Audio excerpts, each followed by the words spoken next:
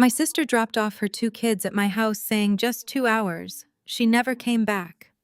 16 years later, she returned with a lawyer and the police accusing me of kidnapping them. I handed the judge one envelope. He looked inside, froze, and asked, "Do they know?" I said, "Not yet. If you have ever been betrayed by the people who should love you most, stay with me. Let me know where you are watching from in the comments below. Hit like and subscribe if you have ever had to stand up to a toxic family member who underestimated your worth. My name is Alana. I am 38 years old, and this is how I destroyed the people who tried to ruin me. The crystal chandeliers cast a warm glow over 300 elite philanthropists. I stood at the podium adjusting the microphone, about to announce a $5 million initiative for my venture capital firm. Then the heavy mahogany doors burst open, hitting the walls with a violent crash. The chatter died. Every head turned toward the entrance. Walking down the aisle was my older sister Dominique. She was flanked by 2 uniformed police officers and her wealthy husband, Preston Cole. Preston was the kind of old money tech billionaire who believed the rules did not apply to him. Dominique looked like she stepped off a runway in Milan, draped in diamonds that sparkled under the ballroom lights. I had not seen her in 16 years. "Arrest her right now!" Dominique screamed, pointing a trembling finger straight at my face. Her voice echoed sharply through the silent ballroom. "That is the woman who kidnapped my babies 16 years ago." Camera flashes erupted from the press pool. Frantic whispers broke out among my top investors. Preston stepped forward, a calculated sneer on his pale face. He crossed his arms, looking me up and down as if I were nothing. "It is over," Alana Preston announced, projecting his voice. "You played the successful businesswoman well, but your charade ends tonight. You are going to federal prison. My family has enough money and influence to bury you and your pathetic firm. We are taking the children back today." I did not panic. I simply raised a hand, signaling my private security team to intercept the police officers before they could reach the stage steps.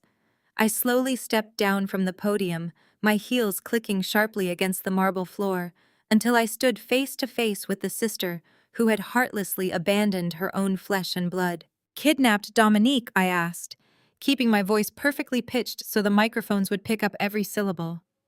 "You mean that freezing rainy Tuesday night 16 years ago? The night you showed up at my cramped studio apartment smelling of expensive vodka and cheap decisions. You shoved a crying 2-year-old boy and a sick 2-month-old baby girl into my arms. Your exact words were, 'Watch them for 2 hours. I have to go to Preston Cole's yacht party.'" Dominique flinched visibly, her perfect victim facade cracking for just a fraction of a second before she masked it. I took them in. I continued closing the distance between us. I stayed up for 3 days getting that infant's fever down while you were supposedly out networking for a better life. Except you never came back to pick them up.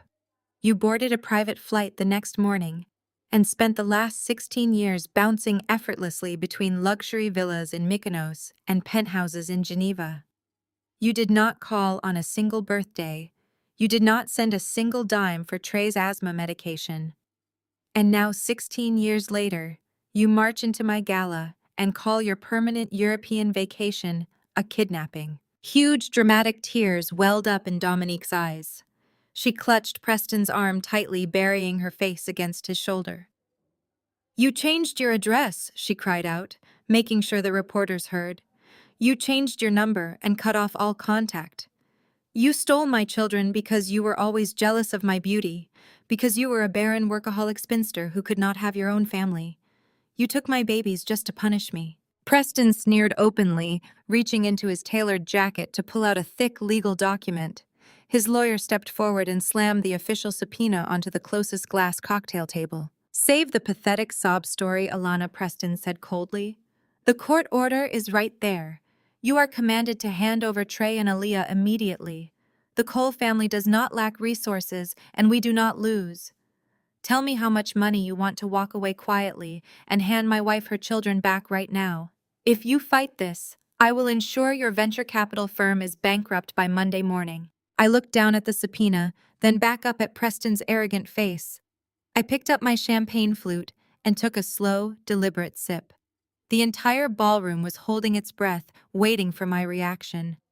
"I do not need a single cent of your money, Preston," I replied, my voice perfectly steady and icy cold.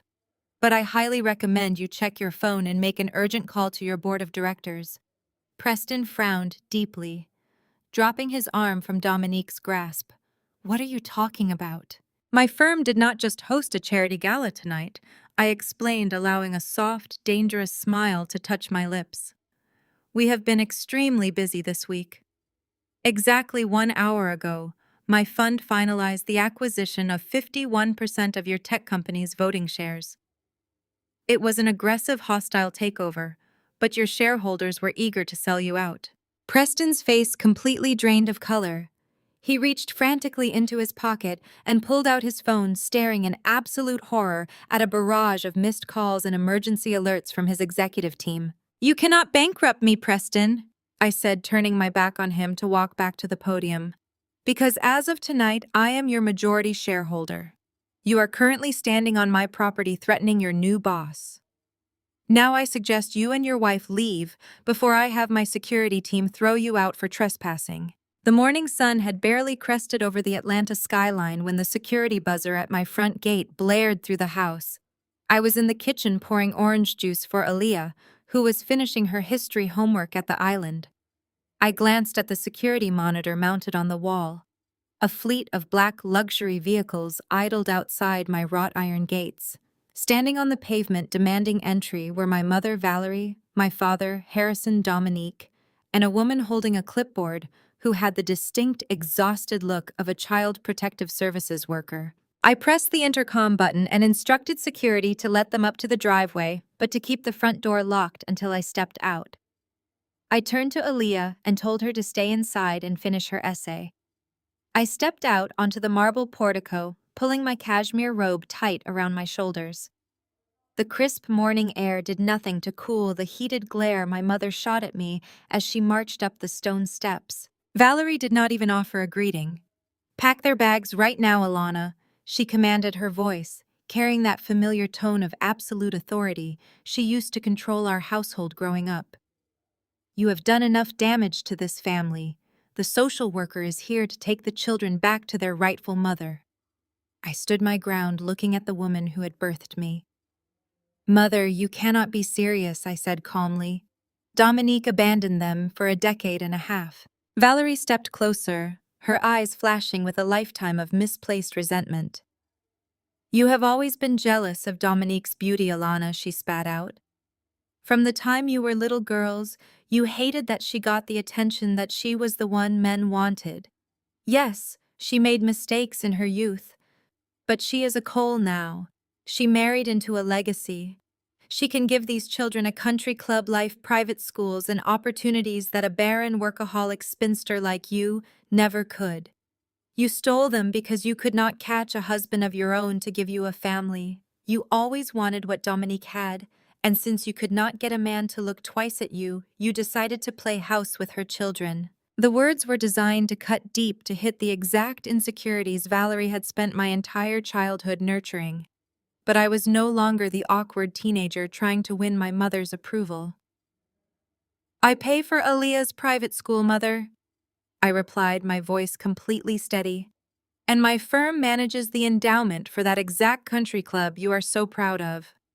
Dominique does not have a life. She has a rich husband who controls her allowance." My father Harrison pushed his way past Valerie, his face red with righteous indignation.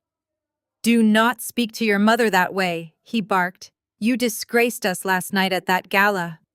Our phones have been ringing off the hook all morning with calls from the church elders demanding to know why my own flesh and blood is creating such a scandalous public spectacle.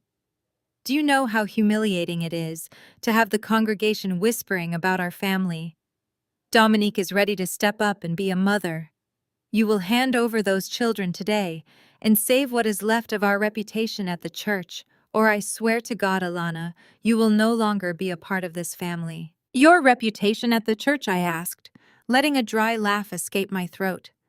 "Dad, you care more about what the ushers think of you than the fact that your oldest daughter left your grandchildren to starve in a studio apartment." Where was your church reputation when I was working 3 jobs to pay for Trey's asthma inhalers? You two refused to lend me $50 for groceries because you said it would enable my bad choices. Raising Dominique's discarded children was my bad choice according to you. The social worker stepped forward looking highly uncomfortable but obligated to perform her duties. Ms. Zalana, she began raising her clipboard. We received an emergency report last night from Mr. and Mrs. Cole alleging severe emotional abuse and parental alienation. Given the financial resources and the biological claim of the mother, we have a temporary order to place the minor child in maternal custody, pending a full psychological evaluation. We need you to cooperate. Dominique peeked out from behind my father's broad shoulders, dabbing her dry eyes with a tissue. She wore a pristine white designer dress, clearly chosen to make her look like a pure innocent victim for the social worker. Please, Alana, she whimpered, putting on her best fragile voice. Just let my babies come home. I have a nursery set up for them. We bought them brand new clothes and set up a whole wing of the house just for them. Just let them go. Before I could explain to the social worker that the emergency order was based on perjury, the heavy mahogany front door opened behind me. I did not have to look back to know who it was. The heavy footsteps belonged to a young man who had grown up way too fast. Trey walked out onto the porch. He was 18 years old, stood 6'2", and carried himself with a quiet dignity that none of the people standing on my driveway possessed. He was wearing his high school track sweatpants and a plain gray t-shirt, but he looked more imposing than Preston Cole in his custom-tailored suit. Trey, my mother gasped, reaching her arms out as if she had been a loving grandmother all these years. Oh, look how big you have gotten. Come here, sweetheart, your real mother is here to take you home. Trey did not walk toward her. He did not look at Dominique. He walked directly to my side and placed a firm protective hand on my shoulder. Then he reached into the pocket of his sweatpants and pulled out a thick manila folder. He tossed it casually down the stone steps. It landed right at Dominique's designer shoes. Dominique looked down at it, her fake tears instantly stopping. What is this? She asked, her voice dropping its fragile act. That is a permanent restraining order, Trey said, his deep voice ringing out crystal clear in the morning air. I went to the courthouse the second it opened this morning and filed it against you and your husband. Valerie's mouth dropped open. Trey, you cannot do that, she scolded. This is your mother. No, Trey corrected, looking my parents dead in the eye. That woman is a biological donor who left me when I was 2 years old. Mom did not keep me from you. She never hid your existence. I have a phone. I have had social media for years. You could have reached out any day, any time, but you did not. You chose yachts and European vacations over raising us. And now you show up because your rich husband needs a family photo to save his public image. The social worker looked at the folder, then up at Trey. Son, you have to understand the legal situation here, she tried to explain softly. I understand the law perfectly, Trey interrupted, turning to the social worker with absolute confidence. I am 18 years old. I am a legal adult in the state of Georgia. You have absolutely no jurisdiction over me, and you cannot force me to go anywhere. As for Aaliyah, she is 16. Under state law, she has the right to sign an affidavit of preference for her living arrangements, which my lawyers filed alongside that restraining order an hour ago. Preston Cole finally stepped out from the shadows of his luxury vehicle, his face twisted in pure entitled rage. You arrogant little brat, he sneered, advancing toward the steps. We are trying to give you a life you could only dream of. Trey did not flinch. He looked Preston up and down with absolute disgust. I already have a life, and if either of you take one single step closer to my mother or try to touch my sister, I will have you both arrested for violating a court order before you can even get back into your fancy cars. Now get off our property. The tires of Preston Cole's luxury vehicle screeched against the pavement of my driveway as they retreated. I watched the taillights disappear down the street before turning back inside to my children. I told Trey I was immensely proud of him and instructed Aaliyah to finish her history essay. We were not going to let these toxic people disrupt our peace. I kissed them both goodbye and ordered my security team to double their patrols around the perimeter. Then I headed to my office in downtown Atlanta. I knew Preston would not just walk away. A man with his level of generational wealth and unchecked ego does not handle public humiliation well. I anticipated a fight, but I did not realize how quickly he would attempt to burn my entire life to the ground. By 8 o'clock the next morning, my firm was in absolute chaos. I stepped off the elevator and my lead assistant practically sprinted toward me holding an open tablet. She looked completely terrified. A major online publication owned by a media conglomerate with deep ties to the Cole family had just published an exclusive feature. It was a vicious, coordinated hit piece. The headline was plastered across the screen in bold black letters. It painted me not as a successful wealth manager, but as a desperate, unhinged woman.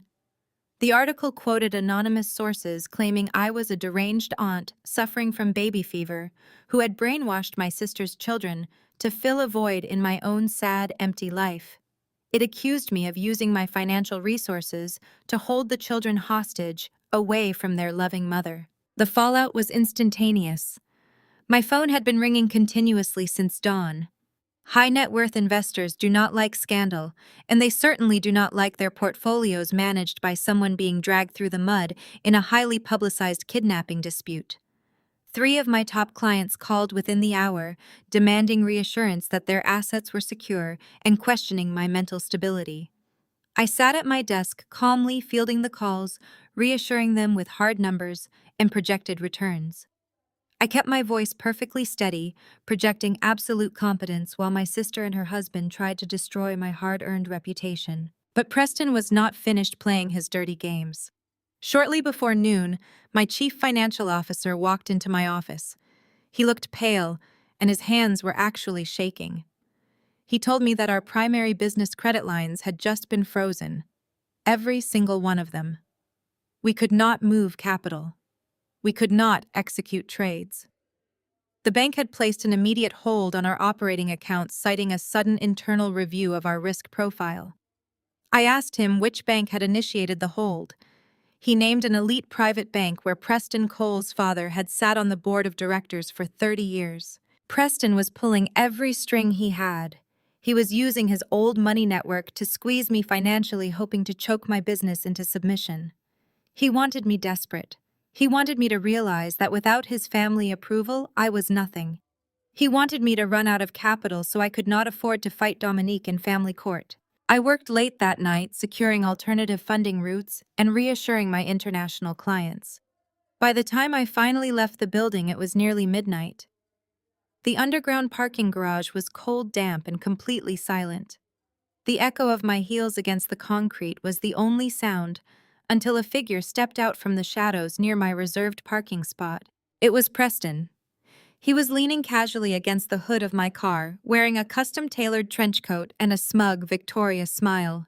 He looked like a man who believed he had just won a war. "I hope you had a productive day, Alana," he said, his voice dripping with condescension. "I hear the phones have been ringing off the hook up there, and I hear your accounts are experiencing some unexpected technical difficulties." I stopped a few feet away from him, keeping my posture perfectly straight. "You are trespassing, Preston," I reminded him calmly. He laughed, a harsh grating sound that bounced off the concrete walls. "You still do not get it, do you?" he mocked, stepping closer. "You actually thought you could play in the big leagues. You thought you could put on a designer suit, build a little boutique firm, and suddenly sit at the same table as my family. But you are out of your depth. Your little ghetto success story is over. You are just a glorified accountant playing with money you do not truly understand. My family owns this city. We own the banks. We own the media. I can snap my fingers and make sure you never manage another dime in Atlanta." He leaned in close, trying to use his height to intimidate me. The smell of his expensive cologne mixed with the damp air of the garage. "Give up," Preston whispered menacingly.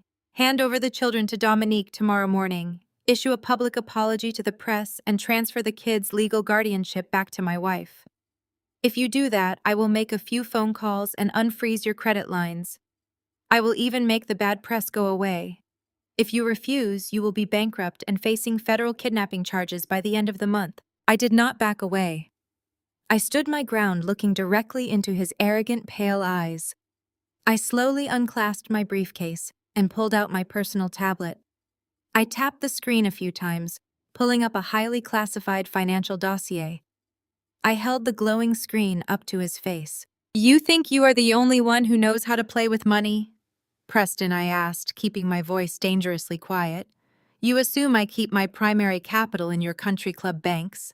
You assume I operate by the traditional rules your grandfather set up 50 years ago." Preston squinted at the screen. His smug expression began to slip. "That is a global map of an offshore limited liability company structure," I explained smoothly. "It is a network of blind trusts and shell corporations based in jurisdictions your little private bank cannot even see, let alone touch. My credit lines being frozen today was a minor inconvenience, but what I did this afternoon will be a catastrophic disaster for you." I swiped to the next page on the tablet showing a finalized transfer of debt. I spent the afternoon digging into the Cole family portfolio. I continued watching his breathing become shallow. "It turns out your late father's estate is heavily leveraged. He took out a $15 million toxic loan against your primary residence in Buckhead to cover some bad investments right before he died. That debt was held by a private equity firm in New York." Preston swallowed hard. "What did you do?" he demanded, his voice losing its confident edge. "I bought it," I replied, offering him a cold, ruthless smile. "My offshore trust purchased that entire debt portfolio 3 hours ago. I am now your sole creditor, Preston. And according to the terms of that specific loan, any scandal or legal action involving the primary debtor triggers an immediate demand for repayment in full." I stepped right into his personal space, forcing him to back up against my car. "If you and Dominique do not drop this absurd Child Protective Services case by tomorrow morning, I will call in the debt," I whispered. "I will initiate foreclosure on your $15 million primary residence by Friday. I will evict you and your wife from your own home." So tell me, Preston, who is really out of their depth. The following morning, the battlefield shifted from the cold concrete of the parking garage to the polished marble of Greater Grace Fellowship. This was the most prestigious megachurch in Atlanta, a place where the city's elite gathered to showcase their wealth under the guise of Sunday morning worship. My parents had been senior deacons there for over 2 decades. They used the church as their personal country club, and today they were using it as a weapon against me. I walked through the heavy oak doors, just as the massive choir finished their opening hymn. The sanctuary held over 3,000 people, and every single seat was filled. I stood at the back of the room, watching a highly orchestrated performance unfold at the main altar. My mother, Valerie, was sobbing into a lace handkerchief, leaning heavily against my father, Harrison. They were standing right next to Pastor Miller, a man who loved the sound of his own voice almost as much as he loved large tithes. Pastor Miller had a microphone in his hand and was leading the entire congregation in a special prayer of deliverance. He was praying for the safe return of 2 innocent children who had been snatched away by a confused and deeply troubled family member. They were not using my name, but they did not have to. Everyone in that room knew exactly who they were talking about. My parents were trying to turn my entire community against me. They wanted to isolate me, shame me, and force me to hand over Trey and Aaliyah to avoid public disgrace. It was the same tactic they had used my entire life: conform to their image or be cast out, or be. I did not turn around and leave. I adjusted the lapels of my tailored crimson suit, gripped the heavy leather binder in my right hand, and began to walk straight down the center aisle. My heels clicked rhythmically against the floorboards, cutting through the dramatic silence of the prayer. Heads began to turn. Whispers erupted through the pews like a wildfire. Hundreds of eyes locked onto me, but I kept my gaze fixed entirely on the altar. When Valerie saw me approaching, her fake tears instantly dried up. She grabbed Harrison's arm, her perfectly manicured fingernails digging into his suit jacket. Harrison puffed out his chest, trying to project the authority he thought he held over me. "Alana," my father boomed, his voice echoing through the massive sanctuary without a microphone. "How dare you show your face in the house of the Lord after what you have done? You need to turn right around and walk out those doors before I have the ushers remove you." I ignored his command and climbed the 3 steps to the altar. The golden collection plate sat on a polished wooden stand directly between my parents and the pastor. I did not yell. I did not shed a single tear. I stepped up to the stand, lifted the massive 5-pound leather binder I had brought with me, and dropped it directly into the collection plate. The heavy thud echoed through the silent church. "What is the meaning of this?" Pastor Miller demanded, stepping forward with a look of righteous anger. "That is my offering," I said, my voice perfectly calm, but loud enough to carry to the very back row. "Since my parents want to stand up here and cry about their stolen grandchildren, I figured the congregation should see the receipts." I turned to face my mother, who was staring at the binder as if it were a ticking bomb. "Inside that binder are 16 years of Trey's emergency room bills for his asthma," I stated clearly, keeping my eyes locked on Valerie's terrified face. "Inside are the invoices for Aaliyah's braces, her private school tuition, her soccer uniforms, and the groceries that kept them fed. That binder contains every single financial record from the last decade and a half that proves neither you nor your perfect daughter Dominique ever paid a single dime to support those children." The congregation gasped in collective shock. Valerie's face turned a deep shade of crimson. "You have no right," she hissed under her breath, stepping toward me. "We tried to help you, but you pushed us away. You wanted to play the martyr." "I pushed you away?" I asked, letting a sharp laugh escape my throat. "Do you remember the winter Trey turned 4? He was in the hospital fighting for his breath. I called you begging for $50 to pay for his prescription because my account was overdrawn. You told me you could not spare a penny because you and Dad were buying Dominique a new designer wardrobe so she could impress Preston Cole at a holiday gala. You let your own grandson gasp for air so your favorite daughter could catch a rich husband." Harrison stepped in front of Valerie, pointing a shaking finger at my face. "You are a liar," he shouted, trying to salvage his reputation in front of his peers. "You locked us out of their lives, you kidnapped them from their loving mother, and you brainwashed them against us. We have been praying for their safe return every single day." Pastor Miller placed a comforting hand on my father's shoulder and gave me a look of deep spiritual disappointment. "Sister Alana," the pastor said, using his deep broadcasting voice to soothe the crowd, "this is a sanctuary of peace. Your parents are hurting. They have shed bitter tears at this very altar for their family to be reunited. You are letting anger poison your heart. You need to seek the Lord's forgiveness and return those children to their rightful home." I slowly turned my attention away from my parents and locked eyes with the pastor. I looked at his custom-tailored suit and the expensive watch gleaming on his wrist. "A sanctuary of peace," I repeated, taking a step closer to the clergyman. "Or a sanctuary of Prophet Pastor Miller." The pastor frowned, taking a slight step back. "I do not know what you mean." I smiled coldly. "I am talking about the $50,000 donation my father wired into your personal discretionary fund last Tuesday. I am talking about the money he paid you to forge 2 baptism certificates backdating Dominique's involvement in my children's lives." A deafening silence fell over the 3,000 people in the room. You could hear a pin drop. Pastor Miller's face instantly lost all its color. He opened his mouth to speak, but no words came out. "You accepted a bribe to create fake church records proving Dominique was an active mother," I announced, making sure my voice reached every corner of the vast room. "You knowingly falsified religious documents to help Preston Cole build a fraudulent family court case against me. I already submitted the wire transfer receipt and the forged certificates to the State Fraud Division this morning." The congregation erupted into absolute chaos.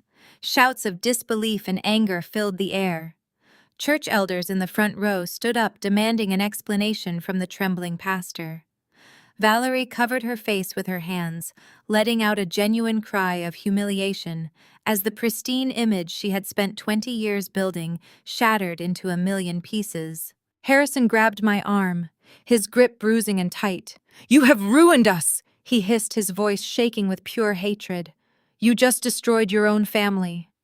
I yanked my arm out of his grasp, smoothing the sleeve of my jacket. "I did not destroy anything, Harrison," I replied, my voice devoid of any sympathy. "I just turned on the lights. Now, if you will excuse me, I have to go prepare for court." I suggest you and your pastor use this time to find a very good defense attorney. I turned my back on the altar and walked down the center aisle.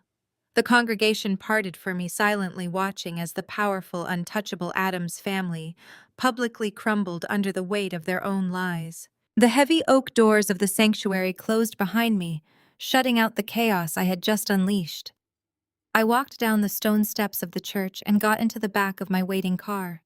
The driver pulled away from the curb smoothly, leaving the frantic congregants and my ruined parents behind. I took a deep breath of the quiet air inside the cabin. There was no time to celebrate the victory at the church because the real war was just beginning. By Tuesday morning, the official summons arrived at my office by a process server. I was commanded to appear at the Fulton County Family Court for a mandatory pre-trial settlement conference. Preston Cole was burning through his resources to fast-track the hearing, hoping to overwhelm me before I could properly mobilize my own legal defense. He wanted a closed-door meeting where his high-priced attorneys could bully me into a quiet surrender.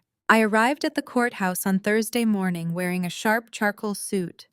I walked into the sterile, brightly lit conference room flanked by my two lead attorneys. Sitting across the polished mahogany table was an absolute army of legal muscle. Preston and Dominique sat in the center looking like royalty holding court. Preston wore a custom suit that probably cost more than my first car, and Dominique was draped in muted designer tones meant to convey maternal responsibility. Their lead counsel was a man named Arthur Vance. He was an aggressive, high-profile litigator known for destroying opposing parties through sheer intimidation. Vance did not even wait for everyone to sit down before he launched his attack. He slapped a thick manila folder onto the center of the table and slid it aggressively toward my side.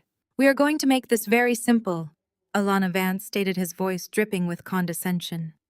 "You are going to sign a voluntary relinquishment of all guardianship claims today. If you do not, we are going to present this document to the judge, and you will be facing immediate criminal charges for kidnapping and fraud." My attorneys exchanged a quick glance, but I simply reached out and pulled the folder toward me. I opened the cover to find a single piece of paper inside. It was yellowed and slightly worn at the edges, looking as though it had been sitting in a filing cabinet for over a decade. "That is a legally binding sworn affidavit signed by you exactly 15 years ago," Vance continued, leaning over the table to crowd my space. "In that document, you explicitly admit that Dominique Cole never abandoned her children. You admit that you took them without her permission while she was away on a brief trip. You also admit that you refused to return them because you felt you could provide a better life. You signed away any future right to claim legal guardianship, acknowledging that your actions were entirely unlawful." Dominique let out a soft, practiced sigh and rested her head against Preston's shoulder. "I begged you to give them back, Alana," she whispered, dabbing at her dry eyes. "I begged you, but you threatened to ruin me if I went to the police." I kept my face completely blank as I scanned the text. The signature at the bottom was a surprisingly good forgery of my handwriting. Vance sneered, straightening his tie as he prepared to deliver his final blow. He looked me up and down with utter disdain. "Let us be entirely honest about what happened here, Alana.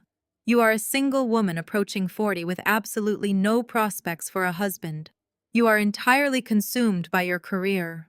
You looked at your beautiful sister, who had men practically lining up for her, and you felt a deep, bitter envy. You wanted to play house. You wanted to pretend you were a mother without actually having to find a man to build a family with." My lead attorney opened his mouth to object to the personal attack, but I held up a single finger to silence him. I wanted Vance to keep talking. "A single unmarried woman working 80 hours a week is fundamentally unfit to raise a young man and a teenage girl," Vance declared, his voice rising in volume. "You lack the stability of a traditional household. Mr. and Mrs. Cole can provide a two-parent home. They offer the absolute pinnacle of wealth security and traditional family values. You offer nothing but a broken imitation of a family driven by your own selfish baby fever. A judge will look at your lack of a husband, your demanding career, and this signed confession, and they will strip those children from you before lunchtime. Now sign the relinquishment, and we will graciously agree not to pursue the criminal kidnapping charges." Preston leaned forward, resting his elbows on the table. "It is over, Alana," he said softly. "Your little charade ends right here in this room. You played the successful businesswoman well, but you cannot beat my lawyers. Sign the paper. I picked up the weathered document. I held it up to the fluorescent light of the conference room, inspecting the ink, the paper quality, and the official notary seal stamped at the bottom. I looked at the signature of the notary public that certified my supposed confession.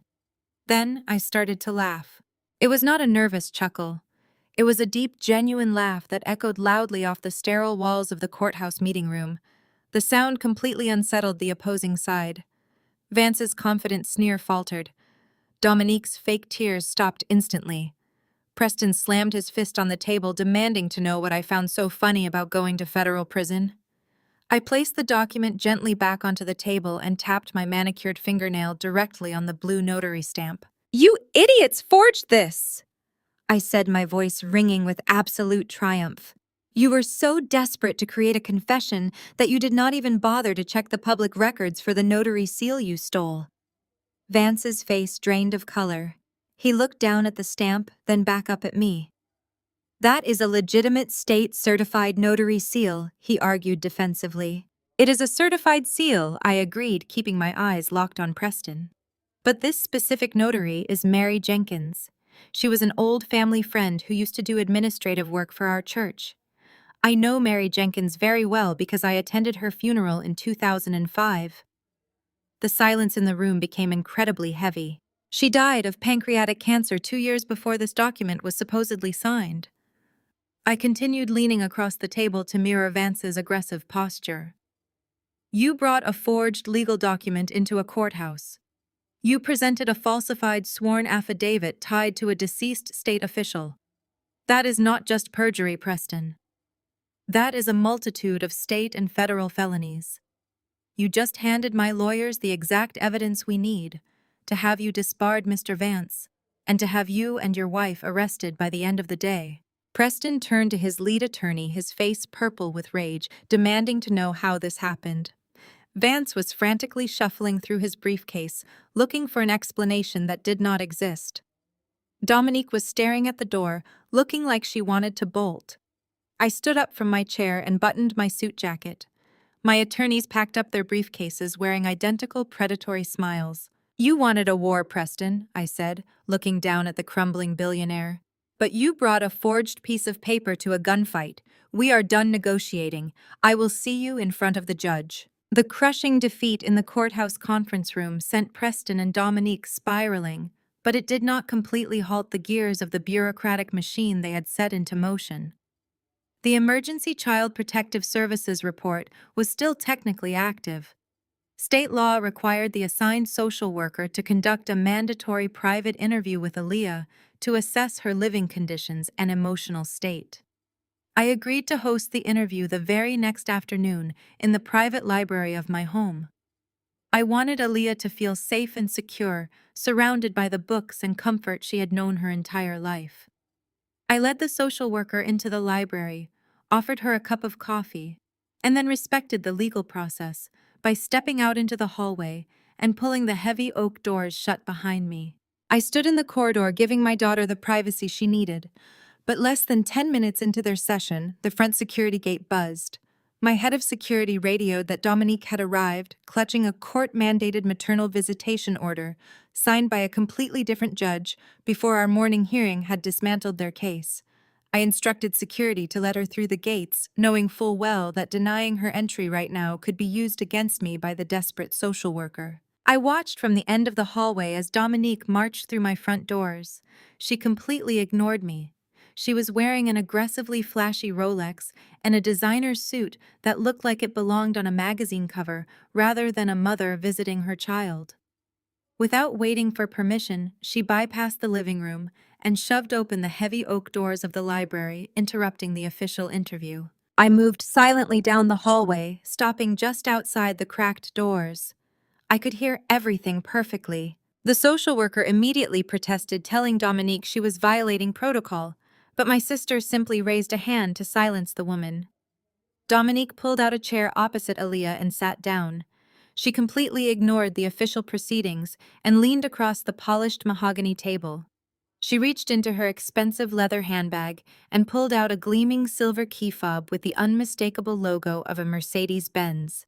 She placed it gently onto the wood and slid it directly over to Aaliyah. "Look at this, Aaliyah," Dominique said, her voice dripping with artificial sweetness. "This is a brand new convertible sitting in the dealership showroom right now waiting for you. It has the custom white leather interior you always liked in magazines. It is yours today. All you have to do is tell this nice lady the truth about living here." The room was dead silent. I held my breath in the hallway, my heart pounding against my ribs. Dominique leaned in closer, her voice dropping to a conspiratorial whisper. "You just need to tell her that Alana is cruel.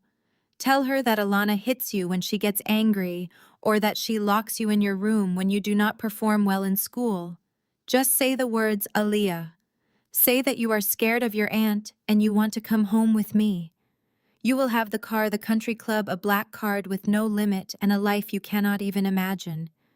You never have to live in this rigid, boring house again." I felt a surge of absolute fury, hot and sharp in my chest. But before I could step into the room to throw Dominique out, my beautiful, brilliant 16-year-old daughter spoke. Aaliyah did not sound intimidated. She did not sound tempted. She sounded entirely bored. Aaliyah picked up the heavy silver key fob. She looked at it for a brief second, then tossed it casually across the table. The keys bounced hard off Dominique's designer purse and clattered onto the hardwood floor. "You want me to lie and say Alana abuses me for a car?" Aaliyah asked, her voice dripping with absolute contempt. "You do not even know me. You do not know my favorite color or what classes I am taking. You do not even know that I am severely allergic to peanuts and almost died from anaphylaxis when I was 7. Do you know who was there in the hospital holding my hand? Alana. When I had double pneumonia 2 years ago, Alana stayed awake in a chair next to my bed for 3 straight days, just to make sure I kept breathing. She is my mother in every way that actually matters. You are just a stranger with expensive shoes trying to buy a prop for your fake life." Dominique gasped. The sweet maternal facade she had carefully constructed instantly shattered into a million jagged pieces, her face contorted into a mask of pure, ugly rage. She slammed her hand flat against the mahogany table, making the social worker jump in her seat. "You ungrateful little brat," Dominique hissed, her voice turning venomous and sharp. "You think you can disrespect me? I am offering you the world, and you throw it back in my face to defend a spinster who stole you. Fine. If you want to play the loyal daughter, you can watch your brother suffer for it." Aaliyah sat perfectly still, but I could see the slight tightening of her shoulders. Dominique stood up, looming over the table.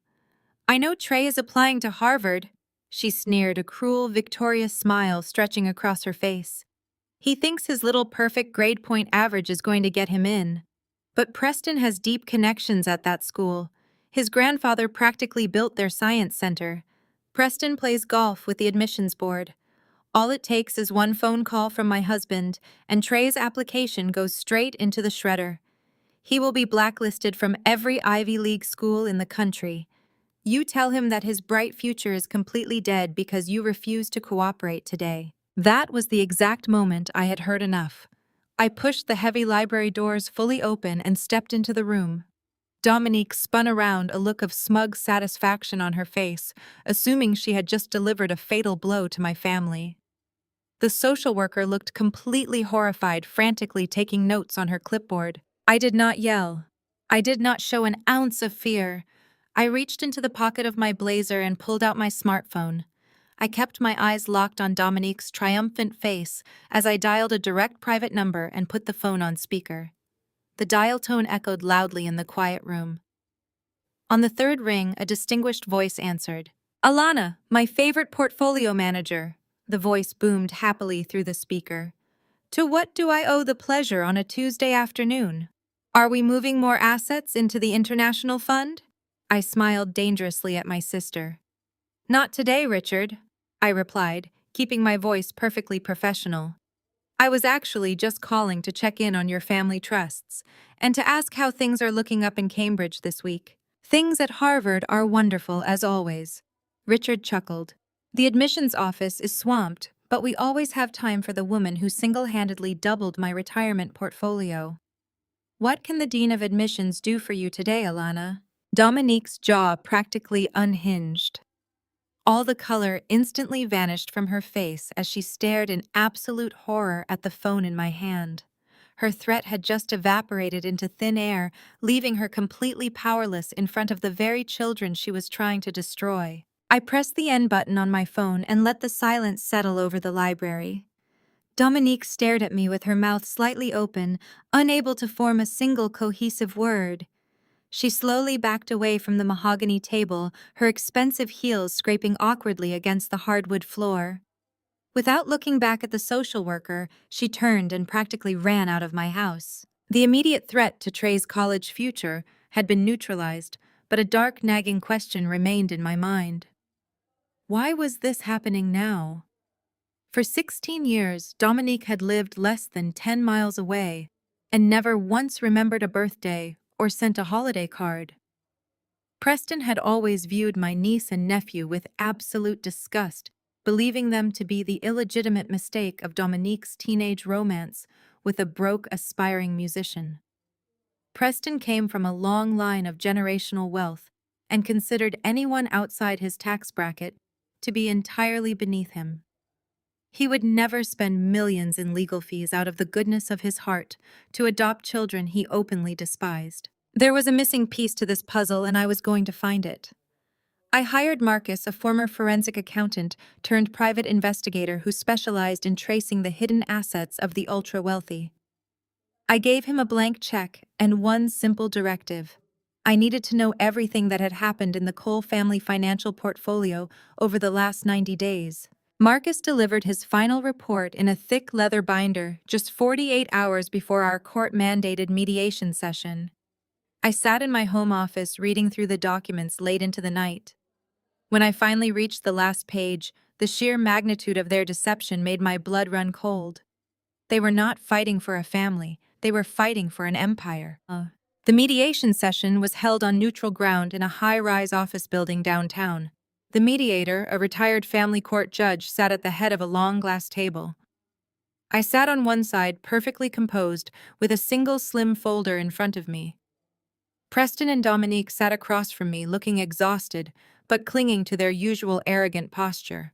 Preston leaned back in his leather chair, adjusting his expensive cuffs. "Let us skip the emotional theatrics, Alana," he said, his voice laced with boredom. "We are willing to offer you a generous financial settlement to walk away today. You can take the money and go back to your career. Dominique and I are offering these kids a life they could never achieve otherwise. They do not belong with a single working woman. They carry the tainted blood of that penniless guitar player Dominique dated in high school. But I am willing to overlook their unfortunate lineage and give them the Cole family name." I did not touch the settlement contract he slid across the glass. I looked at the man who had spent the last decade and a half treating my children like dirt on his shoes. "You are incredibly generous, Preston," I replied, keeping my tone completely flat. "Adopting the children of a broke musician is quite the charitable act for a man who just lost his grandfather." Preston's arrogant smirk faltered for a fraction of a second. Dominique stiffened beside him, her eyes darting nervously toward the mediator. I opened my slim folder and pulled out a single sheet of paper. It was a medical chart from Trey's recent hospitalization for a severe asthma attack. I placed it gently in the center of the table. Trey had a comprehensive blood panel done during his last emergency room visit. I stated, my eyes locked on Preston. The doctors found a very specific and incredibly rare genetic marker related to his respiratory issues. It is a chromosomal anomaly that affects less than 0.1% of the population. I pulled out a second document. This one was a highly publicized medical profile from a charity gala Preston had sponsored 2 years prior, highlighting his own triumph over a childhood respiratory condition. "You have that exact same genetic anomaly, Preston," I said, watching the color drain entirely from his face. "It is a dominant trait passed directly from father to son. Trey is not the son of some broke musician. Aaliyah is not the product of a high school fling. They are your biological children." The silence in the room was absolute. Preston turned slowly to look at Dominique. She shrank back into her chair, refusing to meet his eyes. She had known all along. She had trapped him with a pregnancy 16 years ago, panicked when the reality of motherhood set in, dumped the infants on my doorstep, and then circled back to marry the wealthy heir years later, pretending she came with no baggage. But that is not even the most interesting part of this story. I continued pulling out the final document Marcus had procured. This is a copy of your late grandfather, Archibald Cole's last will and testament. He passed away exactly 87 days ago. Preston stared at the document as if it were a venomous snake. Your grandfather was a traditionalist, I explained, making sure the mediator heard every single word. He despised the fact that you and Dominique spent your marriage throwing lavish parties instead of producing an heir to carry on the family legacy. His will contains a very strict ironclad generation-skipping trust clause. The entire $500 million family fortune goes to your cousin unless you can produce a living biological child.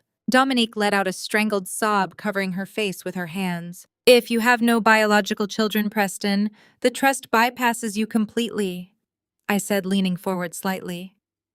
You lose the company, the estates, and the fortune. Your sudden, overwhelming desire to become a father has absolutely nothing to do with love. You are running out of time to present an heir to the estate executors. Dominique is suing to claim the children she abandoned simply to save your $500 million inheritance. Preston sat frozen, his hands trembling against the glass table. The pristine, untouchable facade of the Cole family was completely destroyed. I gathered my documents and stood up, looking down at the two people who thought they could buy my children to save their bank accounts. You are never getting my kids, I told them, my voice echoing in the quiet room. You can take your settlement offer and your empty bank accounts and prepare for the trial, because I am going to make sure the probate judge sees every single piece of this evidence. The drive back to my estate from the downtown mediation center was quiet. The heavy silence inside my car stood in stark contrast to the absolute devastation I had just unleashed upon my sister and her billionaire husband. I had exposed their true motive and laid bare the $500 million generation-skipping trust that completely depended on Preston claiming the biological children he had ignored for 16 years. I had the upper hand, and I knew they were panicking. But I also knew my parents better than anyone. When cornered, Valerie and Harrison Adams did not retreat. They lashed out. They operated under the delusion that they were entirely above the law and that the rules of basic decency simply did not apply to them. I arrived at my property 2 hours earlier than I had planned. My security gate was functioning normally, but as my driver pulled up to the main house, I noticed something slightly off. The subtle red light on the keypad of my side entrance was glowing green, indicating the alarm had been manually deactivated. I told my driver to wait in the driveway.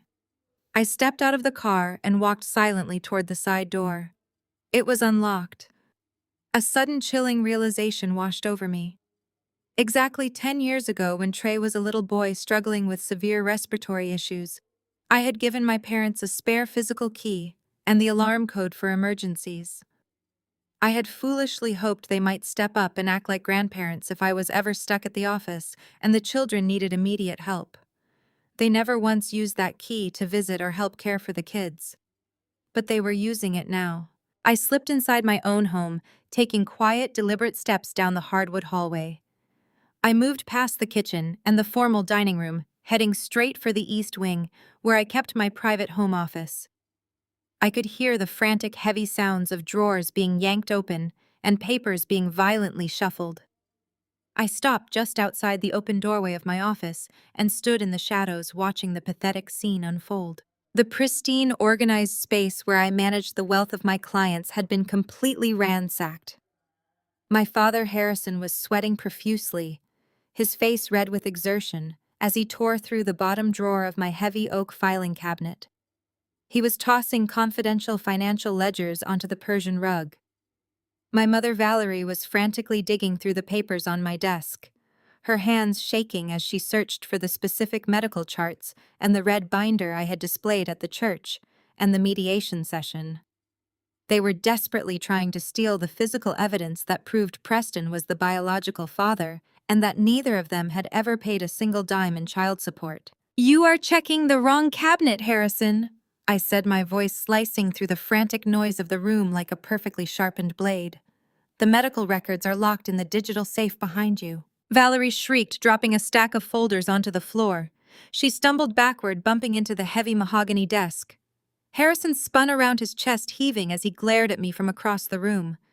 He did not look ashamed to be caught breaking into my home. He looked furious that I had dared to interrupt his theft. He straightened his posture, attempting to project the booming, authoritative presence he used to bully his congregation at the church. "You leave us no choice, Alana," he shouted, his voice echoing off the high ceilings of the office. "You are completely out of control. You are dragging this family name through the mud and deliberately tearing your own family apart out of pure spite. We are taking these documents and putting an end to this ridiculous crusade before you destroy your sister's marriage." I stepped fully into the room and closed the door behind me, leaning casually against the wood. I was not intimidated by him. I was simply disgusted. "I am tearing the family apart," I asked, letting a cold laugh escape my throat. "You broke into my house like common thieves to steal medical records for a man who did not even know his own children existed until his trust fund was threatened." "They are your sister's children," Valerie interjected, her voice trembling as she clutched the edge of the desk. "Dominique is their mother. You stole them from her and brainwashed them. We are just trying to make our family whole again." "You are both liars," I fired back, stepping closer to my mother and forcing her to look me in the eye. "You always knew they were Preston's kids. You knew it 16 years ago." Harrison opened his mouth to deny it, but I did not let him speak. I unleashed the bitter truth that I had spent the entire drive home piecing together. "You helped Dominique hide them with me," I stated, my words hitting them like physical blows. "When Dominique got pregnant in high school, you panicked because an illegitimate baby would ruin her chances of catching a wealthy husband. When she got pregnant a second time, you realized her pristine socialite image was completely dead. So you helped her pack those kids up and dump them on my doorstep. You helped her pretend to be a flawless, childless woman so she could seamlessly marry into the Cole family empire. You abandoned your own grandchildren just so your favorite daughter could lock down a billionaire. You do not know what you are talking about."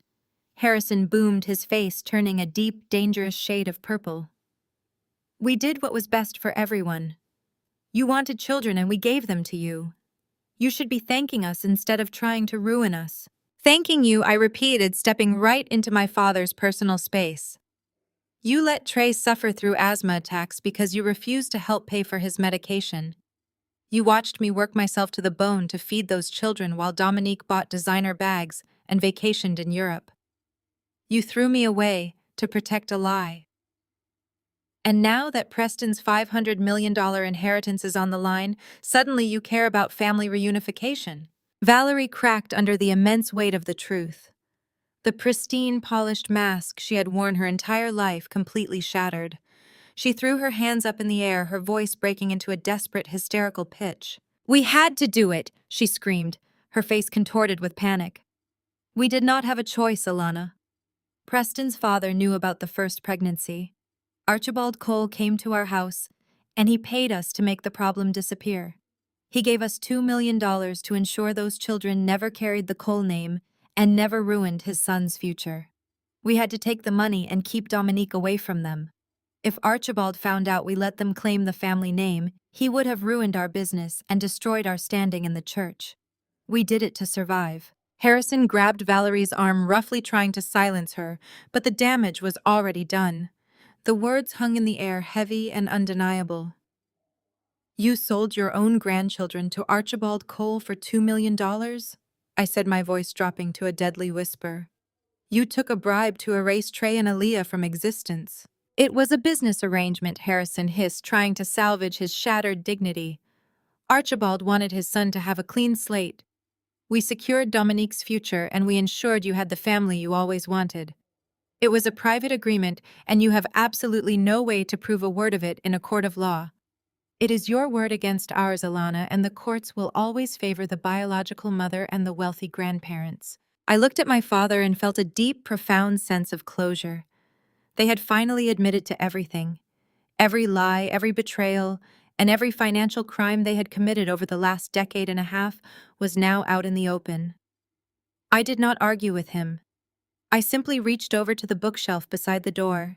I picked up a small decorative clock that sat perfectly angled toward the center of the room. I tapped the hidden button on the back of the device. A tiny green light stopped blinking. "I do not need my word against yours, Harrison," I said, holding the hidden security camera up for them to see. "I installed this years ago to protect my high net worth client files. It records high-definition video and crystal-clear audio directly to a secure cloud server." Valerie's eyes widened in absolute terror as she stared at the device. Harrison took a stumbling step backward, the last remnants of his arrogant authority vanishing instantly. "I just hit stop," I announced, my voice echoing with finality in the quiet office. "I now have you both breaking into my home, attempting to steal medical files, and clearly confessing to a multi-million-dollar cover-up and a bribery scheme orchestrated by Archibald Cole. You wanted to protect the family name. Instead, you just gave me the exact evidence I need to put both of you in federal prison. Now get out of my house before I call the police and have you escorted out in handcuffs." After my parents fled my house like terrified children, the dominoes began to fall at lightning speed. Harrison and Valerie must have called Dominique the second they got to their car, because less than an hour later, my private investigator, Marcus, intercepted a flurry of panicked communications. Dominique had finally realized the catastrophic reality of her situation. The recorded confession was the final nail in the coffin. It not only proved she abandoned her children for a payout, but it implicated the Cole family in a massive criminal conspiracy. She knew the moment that video hit the judge's desk, the custody battle would be over, and the criminal indictments would begin.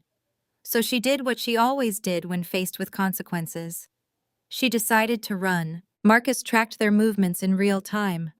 Preston and Dominique were frantically throwing designer clothes and jewelry into suitcases, abandoning their sprawling estate. They bypassed their usual commercial first-class routes, knowing law enforcement might already be watching the major airports. Instead, they headed straight for a private airstrip on the outskirts of Atlanta, where Preston kept a fractional ownership stake in a fleet of luxury charter jets. Their destination was their heavily fortified villa in the south of France. It was a place where they could hide behind high walls and expensive lawyers while the dust settled in the United States. They thought their wealth made them untouchable.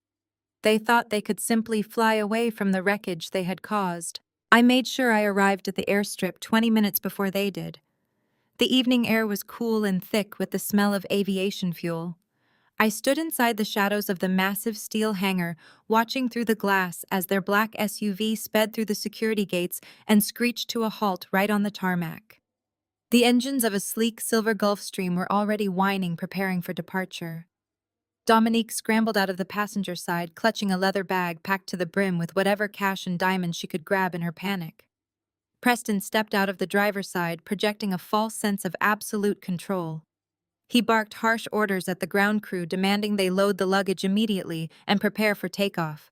But the ground crew did not move. The lead pilot, a tall man in a crisp white shirt, descended the stairs of the jet and stood firmly at the bottom, blocking their path. He held up a flight manifest clipboard and calmly informed Preston that the flight plan to Europe had been permanently canceled. Dominique let out a shrill cry of panic, grabbing Preston's arm and urging him to do something. Preston puffed out his chest, his face turning a furious shade of crimson. He marched right up to the pilot, pointing a threatening finger inches from the man's face. "Do you have any idea who I am?" Preston screamed, his voice echoing across the empty concrete tarmac. "I am Preston Cole. I own a piece of this aircraft and I pay your salary. You are going to step aside, load my bags, and fly us to France right now, or I will have you fired and blacklisted from every aviation company in this country." I smoothed the lapels of my trench coat, pushed open the side door of the hangar, and walked out onto the floodlit runway. The sharp sound of my heels clicking against the pavement drew their attention away from the pilot. "He knows exactly who you are, Preston," I said, my voice carrying clearly over the hum of the jet engines. "But I bought this charter company yesterday. Your plane is grounded and your passports have been flagged by the IRS because I reported your offshore tax evasion." Preston spun around, his arrogant facade completely crumbling as he stared at me in disbelief. Dominique shrank back against the side of the SUV, her eyes darting frantically around the airstrip looking for another way out. "You cannot do this," Preston sputtered, taking a stumbling step toward me. "You do not have the authority to stop us from leaving the country. We are getting on a commercial flight right now." I shook my head slowly, savoring the look of absolute panic washing over his face. "You are not getting on any flight," Preston, I replied, stopping a few feet away from him. "Your passports have been flagged by the Department of Homeland Security. You are not allowed to cross any international borders." "What are you talking about?" Dominique shrieked, her voice trembling with hysteria. "I am talking about the massive network of shell companies," I explained, keeping my gaze locked on Preston. "When my forensic accountant dug into your family finances to find out why you suddenly wanted custody of my children, he found a lot more than just your grandfather's generation-skipping trust. He found the hidden accounts in the Cayman Islands where your father buried the paper trail for the $2 million bribe he paid my parents. And he found the fraudulent wire transfers you have been using to hide your own personal assets from the federal government for the last 5 years." Preston's knees literally buckled under the weight of the revelation.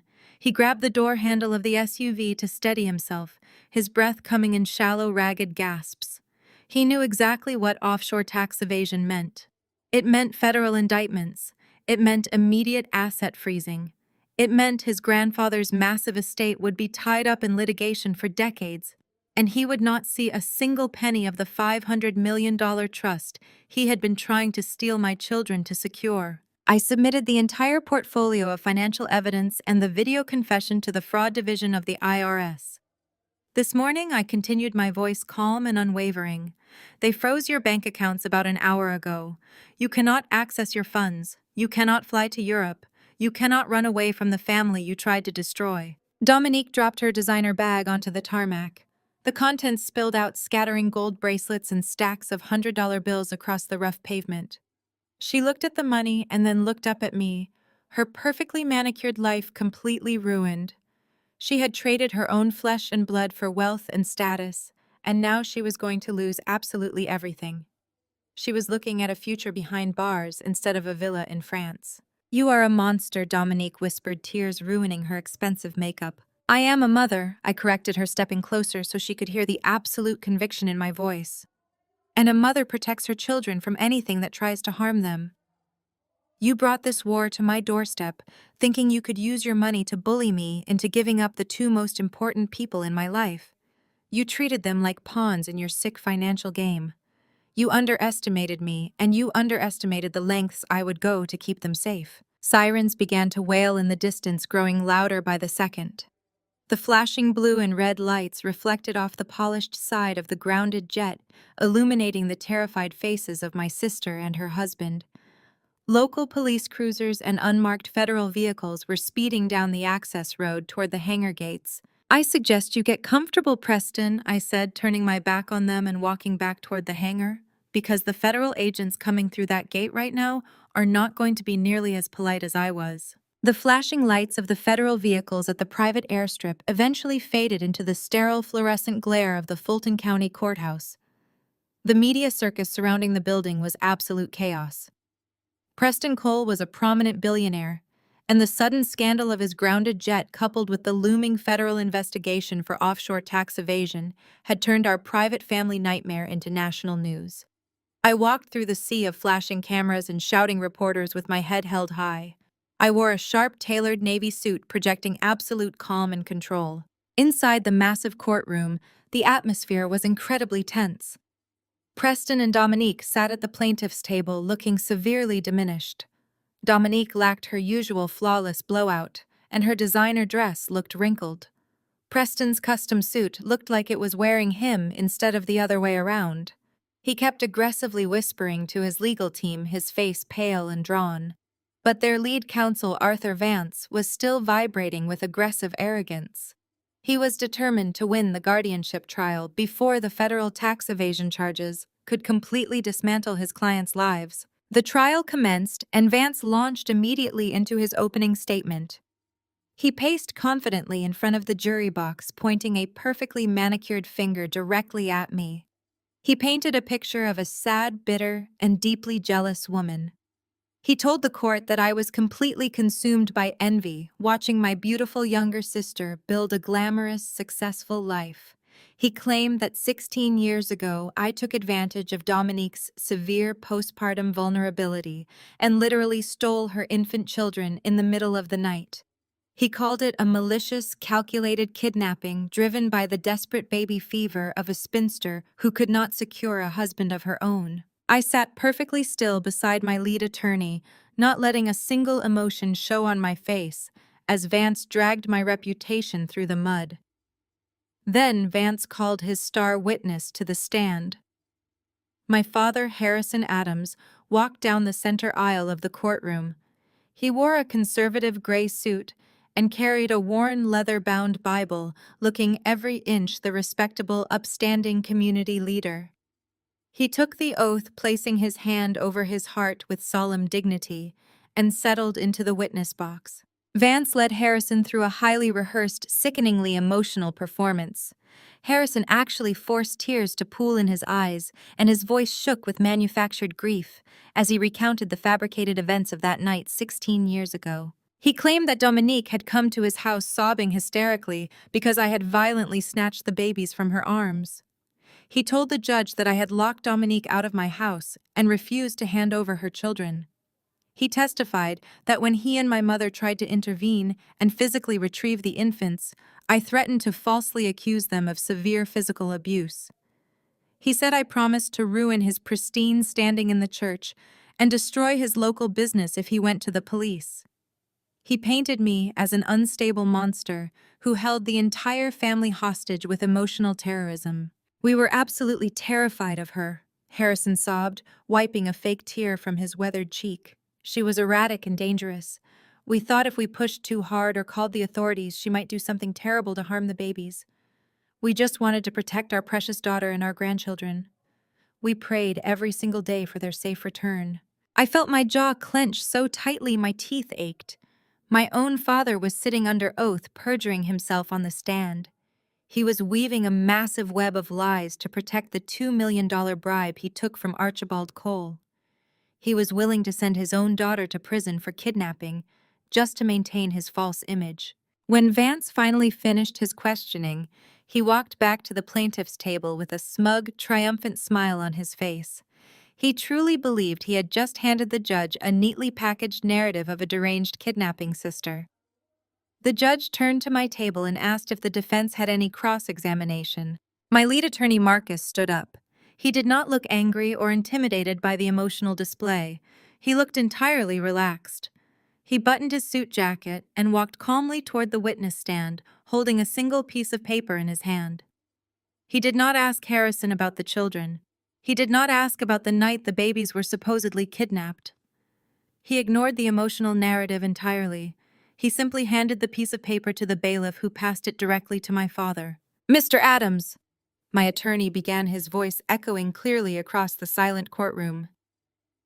"Are you familiar with the severe foreclosure proceedings initiated against your primary residence in the summer of 2010? Harrison's fake tears vanished instantly. He stiffened in the wooden chair, his eyes darting frantically toward Arthur Vance. "I experienced some minor financial difficulties during the recession," Harrison muttered defensively, shifting his weight. "That was a difficult time for many people, but it had absolutely nothing to do with my grandchildren." My attorney smiled a cold, predatory smile. "Minor financial difficulties," he repeated slowly, letting the words hang in the air. "You were exactly 48 hours away from being evicted by the bank. Please look at the document in your hands, Mr. Adams. That is an official bank wire transfer receipt dated August 14, 2010. It shows a direct deposit of exactly $100,000 into your personal checking account, completely saving your home from immediate foreclosure. Can you read the name of the sender for the court?" Harrison stared at the paper, his face draining of all color. The confident church elder persona completely evaporated. He opened his mouth, but no sound came out. He looked like a man who had just stepped on a landmine. "I will read it," my attorney offered, turning smoothly to face the judge. "The sender is Alana Wilson.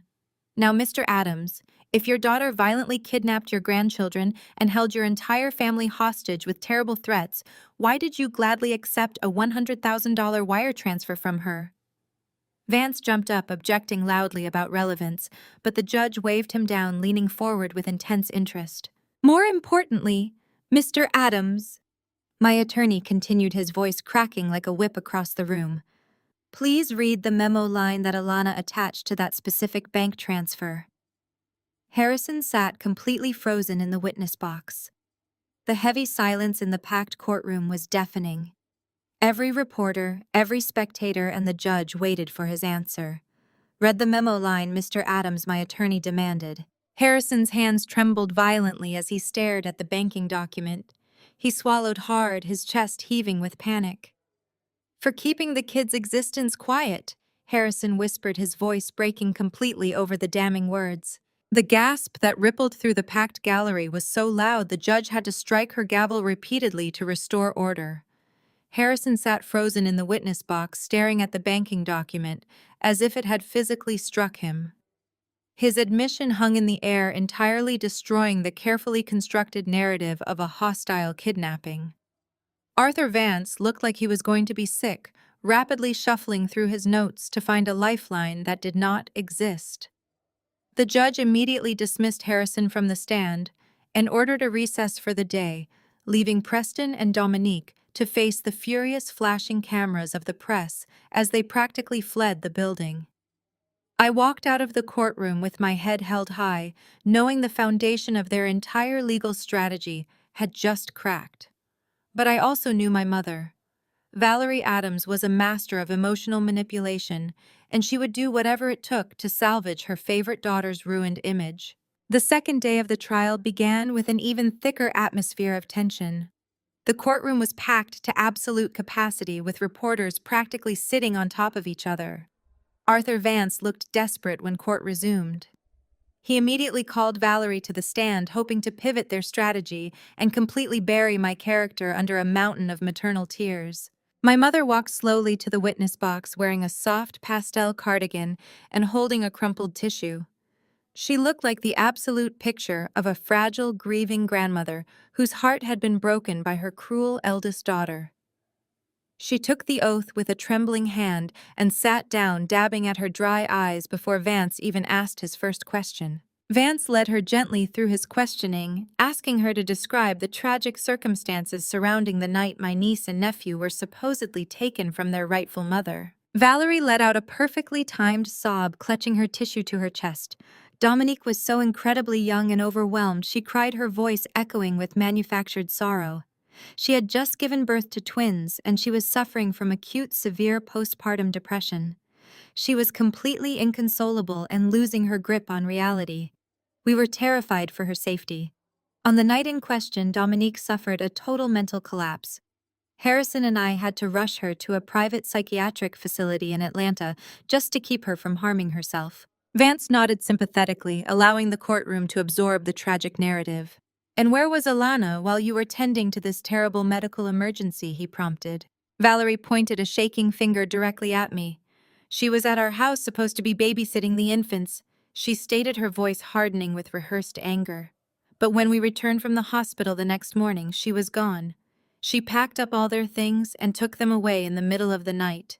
She used her own sister's mental breakdown as an opportunity to steal the babies she could never have on her own. We begged her to bring them back, but she threatened to tell everyone Dominique was crazy. She held those children hostage for 16 years while my poor daughter suffered in agony." A collective murmur of sympathy went through the gallery. Dominique sat at the plaintiff's table, wiping her eyes and leaning heavily against Preston, painting the perfect picture of a traumatized victim. The judge turned to my table. "Does the defense wish to cross-examine the witness?"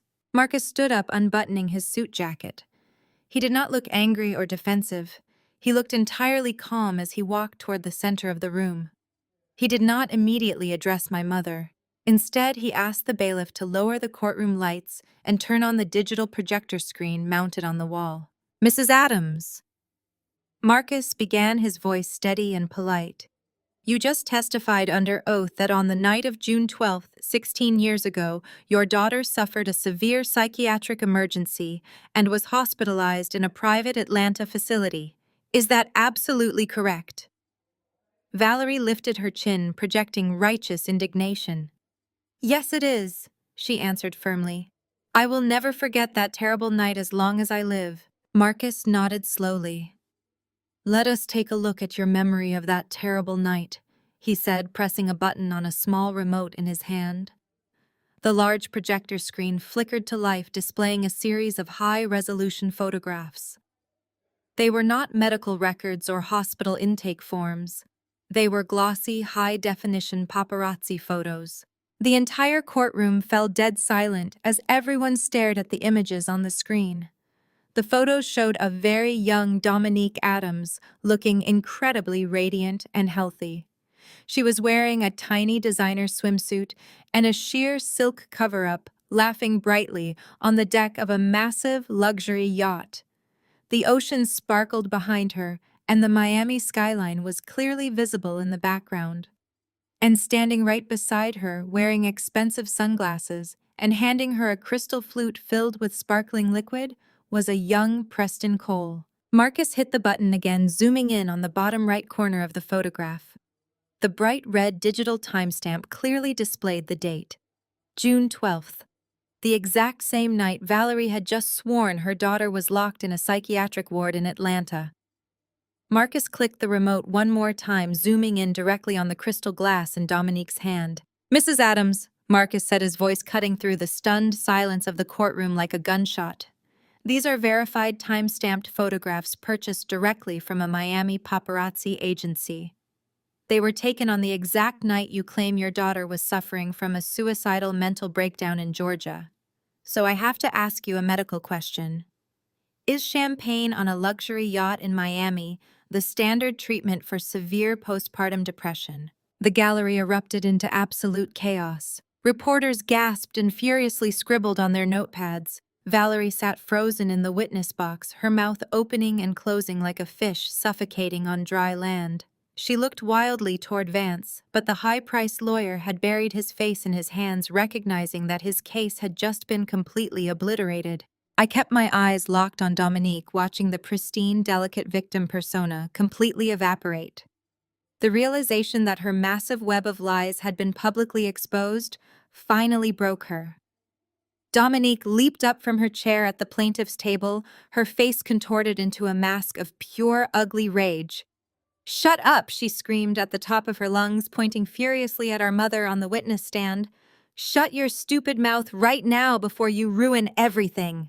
The judge slammed her gavel repeatedly, demanding order in the court, but Dominique could not stop. She was hysterical, her true colors shining under the harsh courtroom lights. She yelled at Vance for being incompetent and shrieked at Preston to do something to stop this. She sounded exactly like the spoiled, entitled teenager who had abandoned her babies for a chance at a billionaire lifestyle. Preston grabbed her arm, trying to pull her back into her seat, but she shoved him away, screaming that he was going to lose his precious inheritance because they trusted idiot lawyers. The judge ordered the bailiffs to restrain the plaintiff and immediately cited Dominique for contempt of court. I sat quietly at my table, watching the two people who had tried to destroy my family tear each other apart in front of the world. My mother covered her face and sobbed real tears of absolute humiliation as she realized her perjury had just cost her daughter everything. Marcus walked back to our table and gave me a slight nod. We had not just torn down the mother's lies. We had completely shattered the billionaire empire. The morning of the third day of the trial brought a palpable electric energy to the Fulton County Courthouse. The spectacular implosion of my sister on the witness stand the previous afternoon had dominated the national evening news. The media had officially branded the trial as the collapse of the Cole empire. But Preston Cole was a man bred to believe his wealth made him invincible. When court reconvened, he strode through the heavy wooden doors, looking as though he were arriving at a ribbon-cutting ceremony rather than a kidnapping trial. Arthur Vance, his lead attorney, looked significantly less confident. Vance knew his case was bleeding out on the courtroom floor. In a desperate bid to regain control of the narrative, he called Preston to the stand. Preston adjusted his custom-tailored suit jacket as he sat in the witness box. He projected an aura of complete unbothered superiority. Under Vance's gentle questioning, Preston painted himself as the ultimate benevolent patriarch. He spoke in smooth, practiced tones, completely distancing himself from Dominique's hysterical outburst.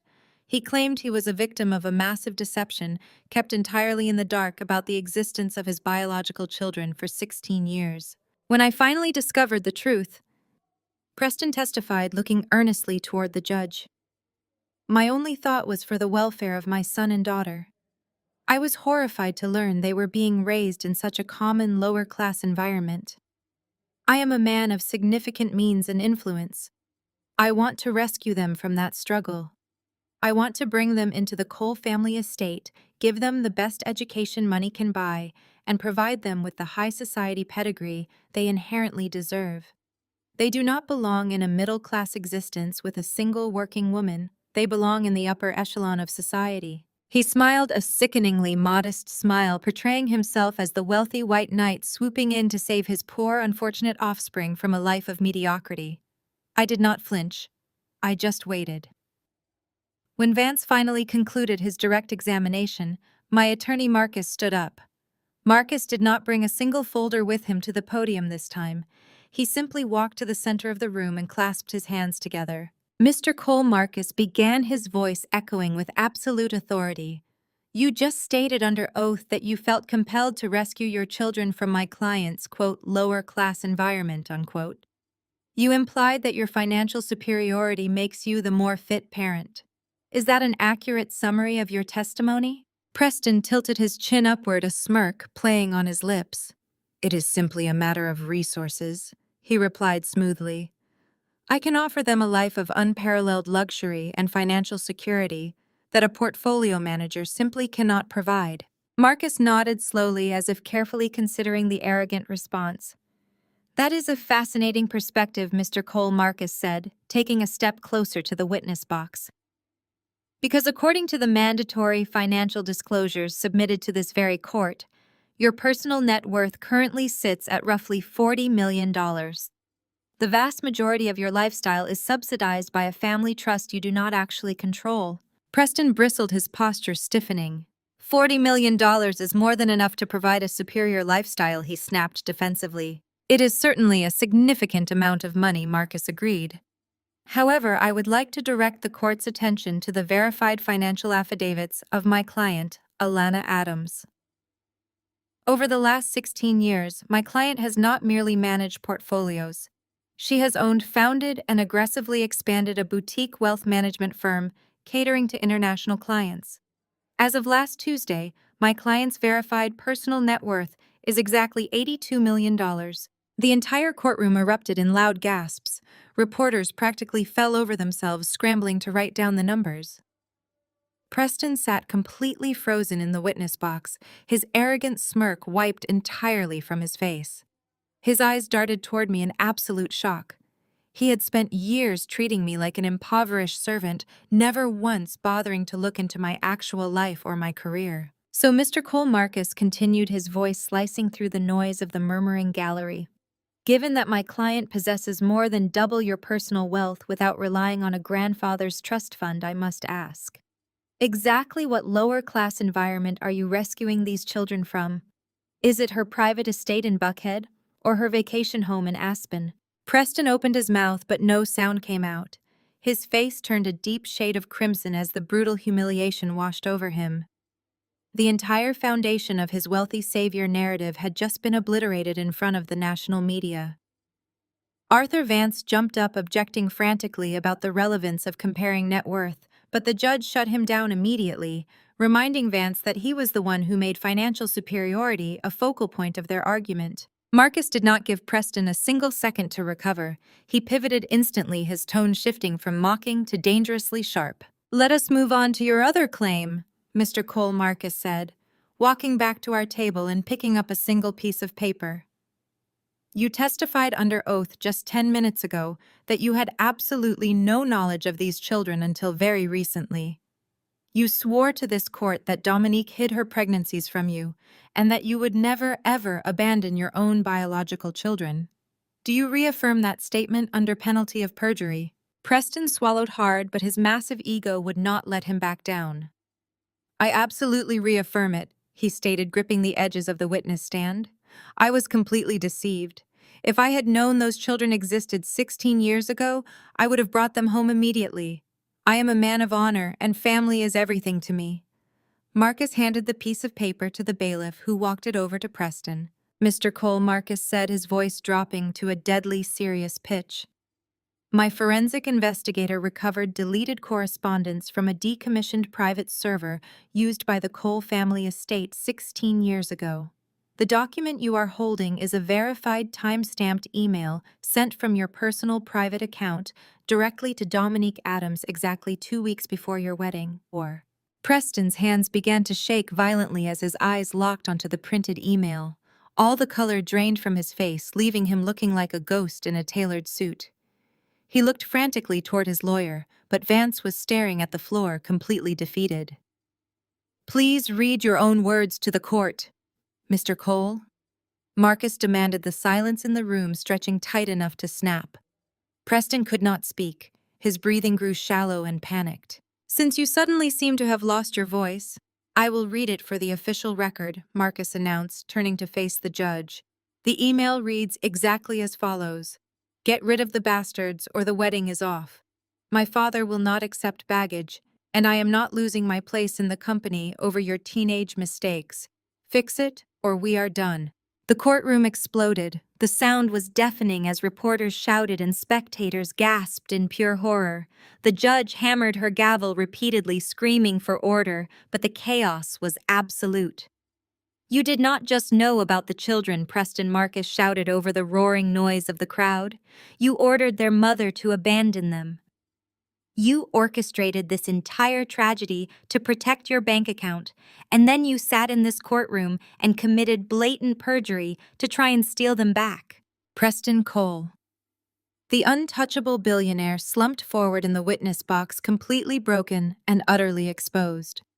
I sat at the defense table, feeling a profound sense of justice wash over me. The monster had finally been dragged into the light.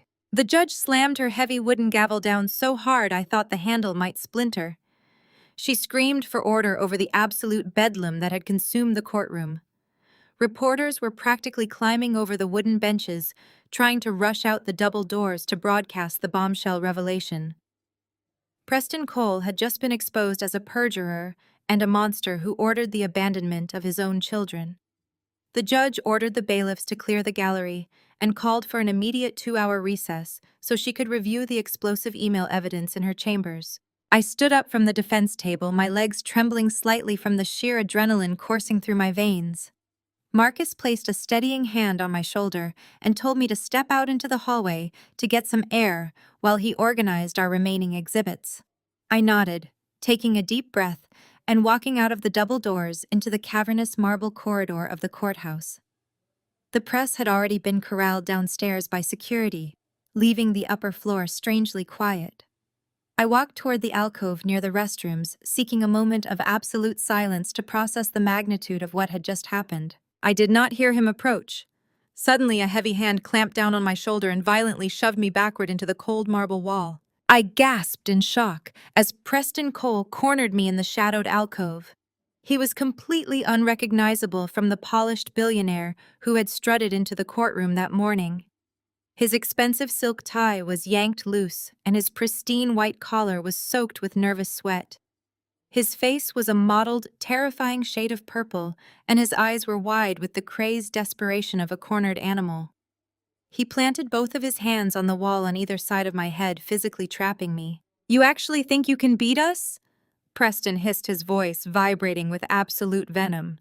You think walking into a courtroom with a printed email changes how the world works? You are nothing, Alana. You are an insignificant little nobody from a pathetic lower-class background.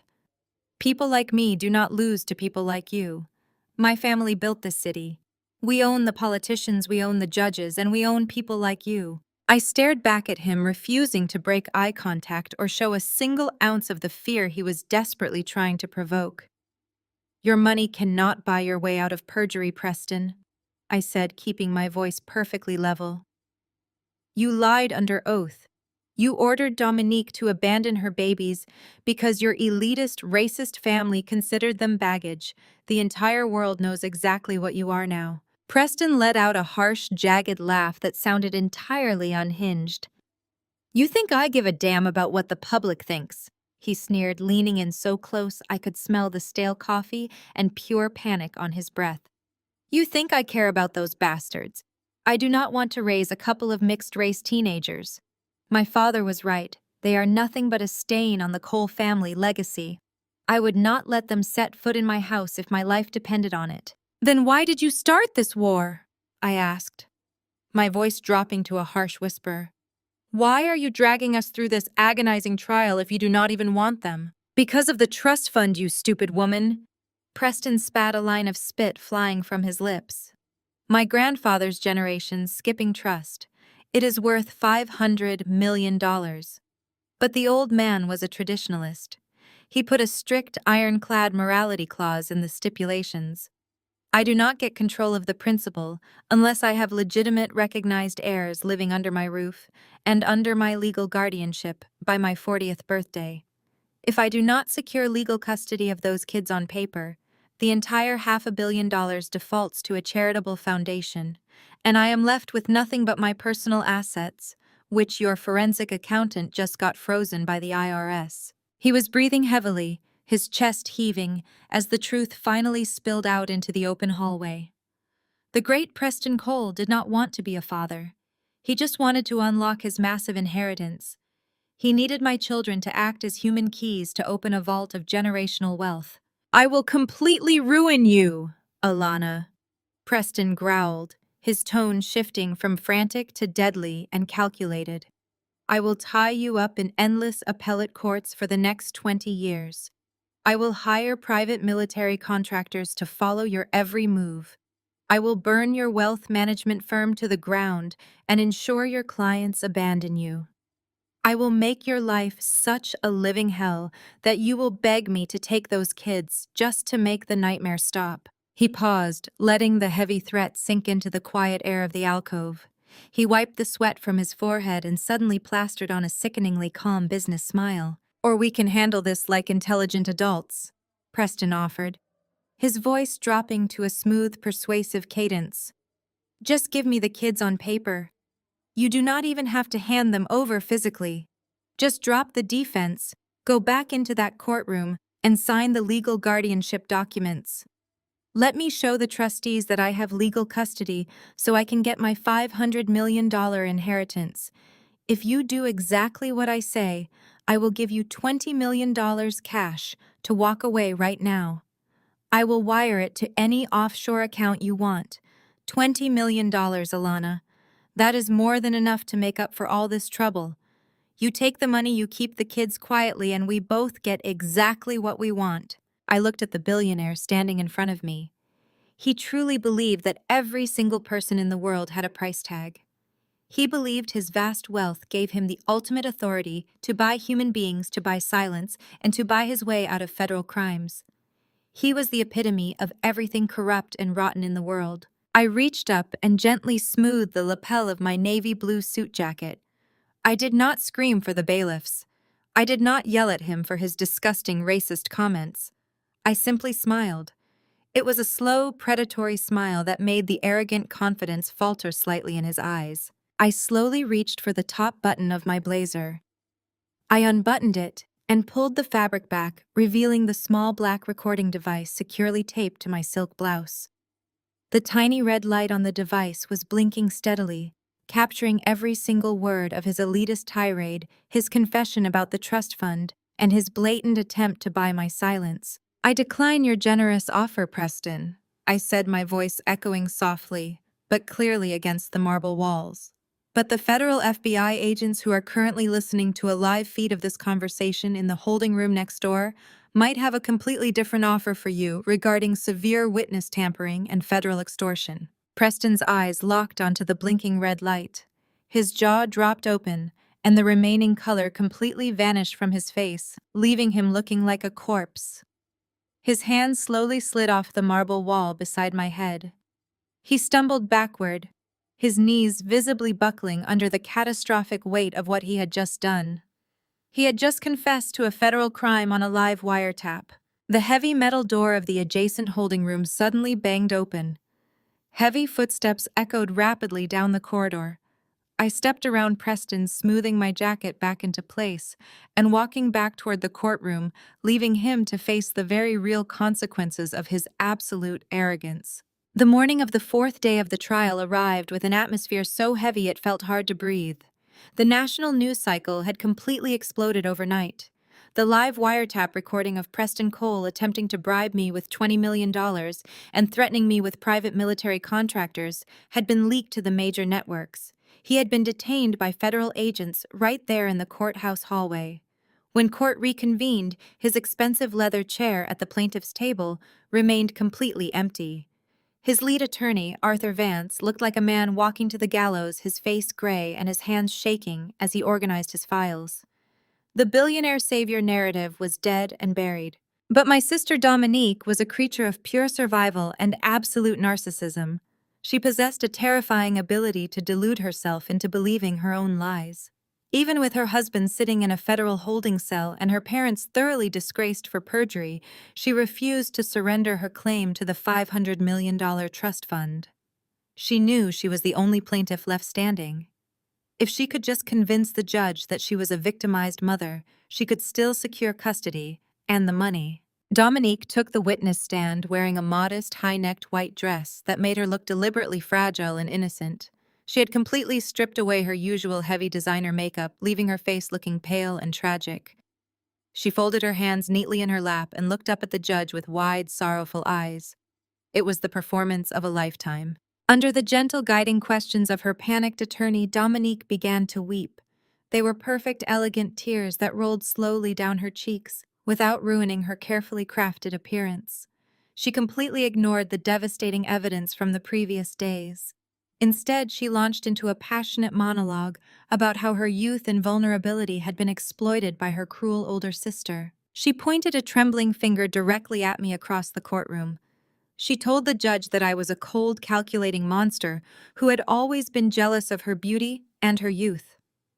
She claimed that I had preyed on her during her darkest postpartum days, manipulating her into leaving the children with me and then changing the locks on my doors. She swore that she had tried to visit them countless times over the last 16 years, but that I had hired private security to keep her away. She painted a vivid, horrific picture of me as a lonely, bitter spinster who brainwashed my niece and nephew. She testified that I filled their heads with terrible lies about their real mother telling them she was dead or that she hated them. She claimed that the only reason the twins did not want to see her now was because of the severe psychological abuse and alienation I had subjected them to for their entire lives. The gallery was completely silent, captivated by the sheer emotional force of her lies. Dominique was incredibly convincing when she played the victim. She fed on the attention-drawing energy from the sympathetic looks of the few remaining reporters who did not yet know the absolute depths of her depravity. She was fighting for $500 million, and she was leaving nothing on the table. Her voice rose, echoing with manufactured heartbreak as she described the agony of seeing her children from afar and not being able to hold them. She sobbed, clutching her chest and acting as though her heart was physically breaking right there in the witness box. Arthur Vance looked slightly relieved, believing she might actually pull off a miraculous emotional rescue of their doomed case. "I never abandoned my babies!" Dominique suddenly screamed, her voice piercing the quiet room with dramatic passion. She stood half up from the wooden chair, leaning toward the judge's bench with her hands pleading. "I have loved them every single day of my life since they were born. I thought about them every single night. I am their legal rightful mother, and no one has the right to keep them from me anymore." She collapsed back into the chair, covering her face with her hands and sobbing hysterically. The performance was flawless. If I had not lived through the nightmare of her abandoning them to party on yachts in Miami, I might have actually believed her myself. I sat perfectly still at the defense table. I did not glare at her. I did not shake my head or show a single ounce of the burning rage simmering in my chest. I had spent 16 years preparing for the possibility that she would try to take my children away. I knew exactly who she was, and I knew exactly what she was capable of. I let her finish her spectacular theatrical display of maternal grief. I let her build her entire case on the foundation of her undying love for the twins. When her sobs finally subsided to delicate sniffles, the judge looked over at my table. She asked if the defense was ready to proceed with the cross-examination. I did not look at the judge. I calmly reached down and unlatched the brass clasps of my leather briefcase. I slid my hand inside and retrieved a single sealed red envelope. The bright crimson color stood out sharply against the dark mahogany table. The envelope felt incredibly heavy in my hands, carrying the weight of a secret I had protected for over a decade. I leaned over to my lead attorney, Marcus. I kept my eyes locked on Dominique's tear-stained face and handed him the bright red envelope. "It is time to end her," I whispered, my voice cold and absolute. Marcus nodded slowly, his expression hardening into stone. He took the envelope from my hand and stood up, adjusting his tie. He did not walk toward the witness stand to question Dominique about her ridiculous claims of brainwashing. He ignored her entirely and walked straight to the judge's high bench. "Your Honor," Marcus said, his deep voice cutting through the lingering tension in the room. "The defense will not be asking the plaintiff any questions regarding her supposed maternal devotion. Instead, we would like to formally submit a new piece of evidence into the official court record." Marcus held up the red envelope for everyone to see before handing it to the court clerk. "The defense submits Exhibit 42 for immediate review," Marcus announced. Dominique stopped crying instantly. She stared at the red envelope, her perfectly rehearsed tragic expression slipping into genuine confusion and sudden creeping terror. She did not know what was in that envelope, but she knew I had brought it, and she knew my forensic accountant had already unearthed her darkest financial secrets. But this was not about money. This was about the very core of her claim to motherhood. The clerk handed the envelope up to the judge, who used a small silver letter opener to slice through the seal. The entire courtroom held its collective breath, waiting to see what could possibly counter the dramatic emotional display Dominique had just delivered. The judge pulled out a stack of officially notarized medical documents and began to read, her eyes widening behind her glasses. The rustle of the thick parchment paper was the only sound in the cavernous room. I watched the judge's eyes scan the first page, her brow furrowing in deep confusion. She adjusted her glasses, reading a few lines again, as if her brain was actively refusing to process the words printed on the official stationery. Then she flipped to the second page. The color rapidly drained from her face, leaving her looking entirely gray and visibly sickened. The courtroom held a dead, absolute silence. You could hear the faint hum of the air conditioning vents as everyone waited for the heavy shoe to drop. Dominique sat completely frozen in the witness box, her tear-stained cheeks drying fast in the cool air. She was gripping the wooden rails so tightly, her knuckles were stark white against the dark mahogany. Her gaze darted frantically between my lawyer and the judge, desperately trying to read the room. She knew my team had dug into her past, but she clearly had no idea how deep the shovel had gone. The judge slowly lowered the documents to her desk. Her hands were shaking slightly. She took off her glasses and stared at the papers for a long moment before looking directly at me. The silence stretched, pulling the tension so tight it felt like the air itself might shatter. "Do they know about this?" the judge asked, her voice stripped of all its previous judicial authority, reduced to a quiet, horrified whisper. She was not speaking as a magistrate presiding over a high-profile case. She was speaking as a human being who had just read something utterly incomprehensible. I met the judge's gaze without blinking. I did not look at Dominique. I did not look at the gallery filled with hungry reporters. I thought about all the sleepless nights I spent worrying if my niece and nephew were safe. I thought about the multiple jobs I worked just to afford their formula, while their biological mother was secretly living a life of luxury. I had spent a decade and a half shielding them from the terrible truth of the woman who gave birth to them. Now that truth was finally out. I kept my posture perfectly straight and my voice entirely devoid of emotion. "Not yet, Your Honor," I replied coldly. Arthur Vance jumped to his feet demanding to see the exhibit. He sputtered about procedural fairness and blind evidence, but the judge simply held up her hand, stopping him dead in his tracks. She did not even look at him. She motioned for Marcus to proceed with a grim, severe nod of her head.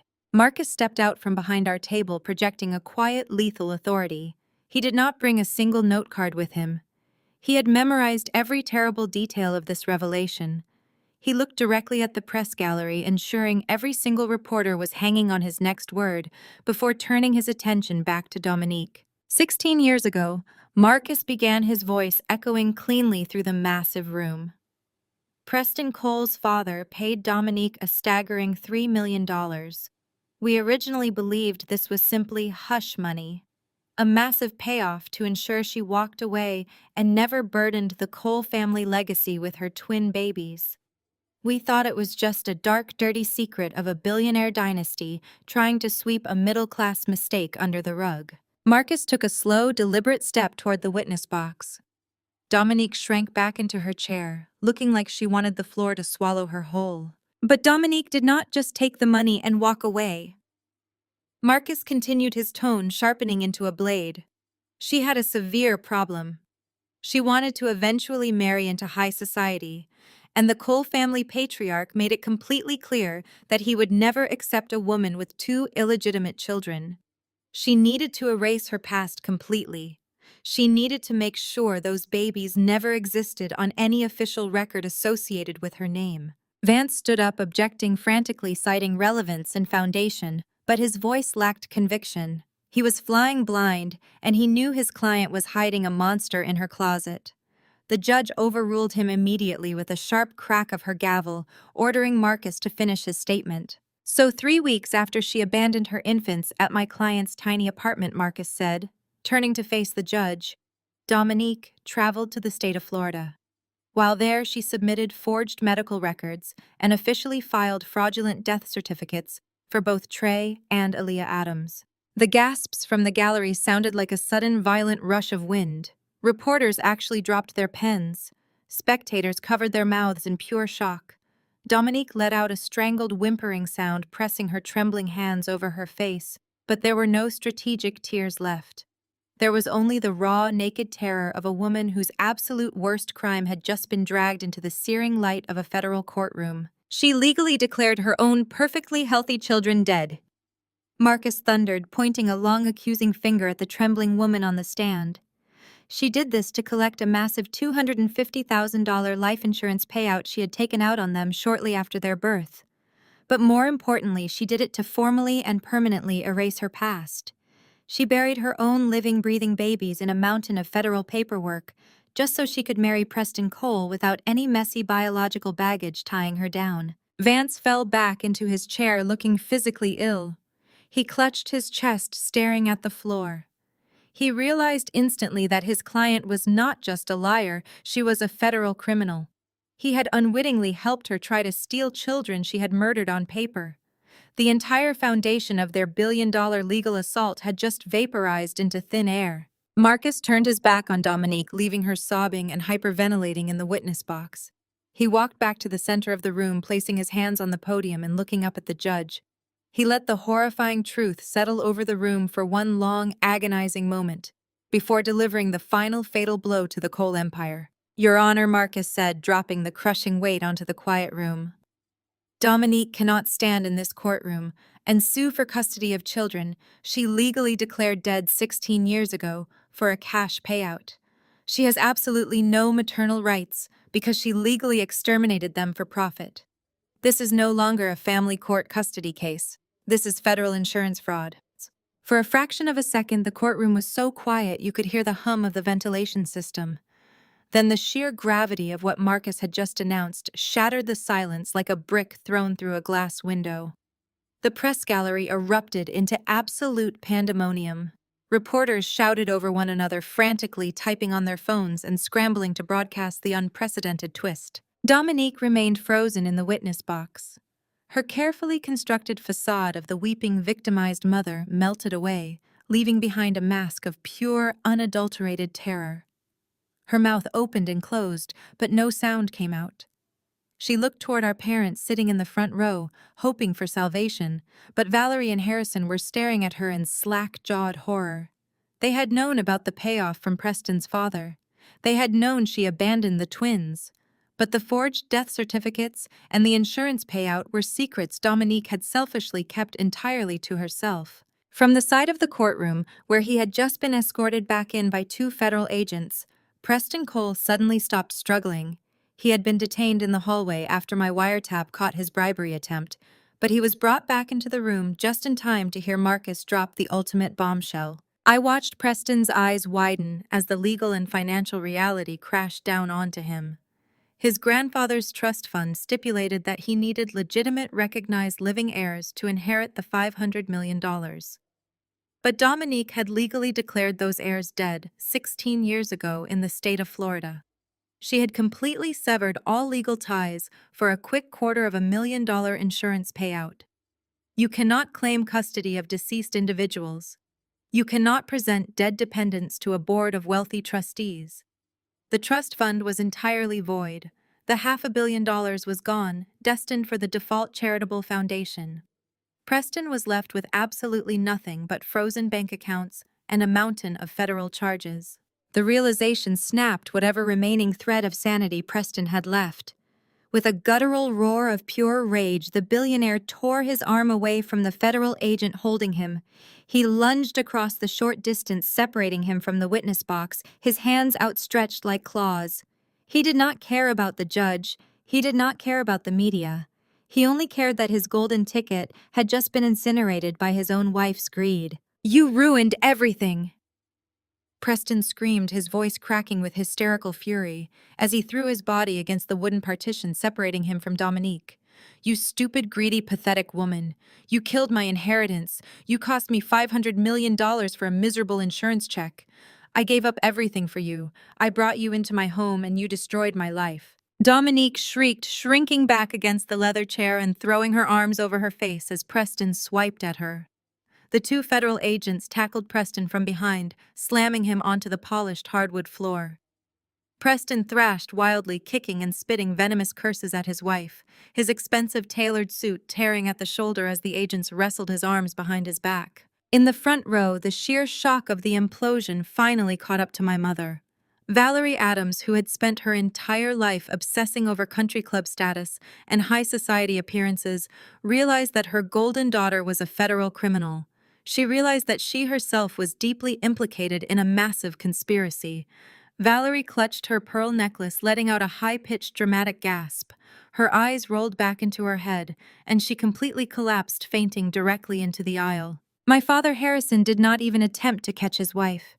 He looked down at Valerie's unconscious body, and then looked up at the federal agents currently strapping zip ties around his son-in-law's wrists. The cowardice that had defined my father's entire existence kicked in immediately. Without a single word, Harrison stepped over his fainted wife and began inching toward the heavy oak doors at the back of the courtroom. He kept his head down, hoping the chaos involving Preston and Dominique would provide enough cover for him to slip away into the streets of Atlanta. He did not make it far. 2 massive court bailiffs immediately stepped into the aisle, crossing their muscular arms and completely blocking his path. Harrison bumped directly into a solid wall of law enforcement. He looked up at the stern faces of the bailiffs and slowly raised his hands in surrender, his shoulders slumping in total defeat. There was nowhere left to run. "Order in this court," the judge bellowed, hammering her gavel so violently that the head actually chipped the wooden-sounding block. "I demand absolute order immediately, or I will have every single person in this gallery held in contempt." The sharp crack of the gavel and the furious tone of her voice finally sliced through the madness. The federal agents hauled a panting, humiliated Preston Cole to his feet, dragging him back toward the defense tables. The reporters sank back into their benches, pulling out their notepads. Dominique sat trembling in the witness box, her face buried in her hands, as loud, jagged sobs racked her slender frame. The judge stood up from her high leather chair, gripping the edges of her bench and glaring down at the plaintiff's side of the room with a look of pure, unadulterated disgust. "In my 25 years on the bench, I have never witnessed such a despicable, blatant abuse of the judicial system," the judge announced, her voice trembling with righteous anger. You people walked into my courtroom and attempted to use the law as a weapon to steal two innocent children for financial gain. You lied under oath. You fabricated evidence. And you orchestrated a malicious kidnapping charge against a woman who has done nothing but love and protect the children you so callously discarded. The judge picked up the massive stack of files related to Dominique's custody petition and dropped them directly into the trash can beside her desk. I am dismissing the custody petition and the kidnapping charges against Alana Adams. With extreme prejudice, the judge declared, glaring at Arthur Vance, who was silently staring at the floor. This case is permanently closed. But your legal troubles have only just begun. The judge turned her furious gaze toward the federal agent standing beside Preston. She pointed her gavel directly at Dominique, who was still shivering in the witness stand.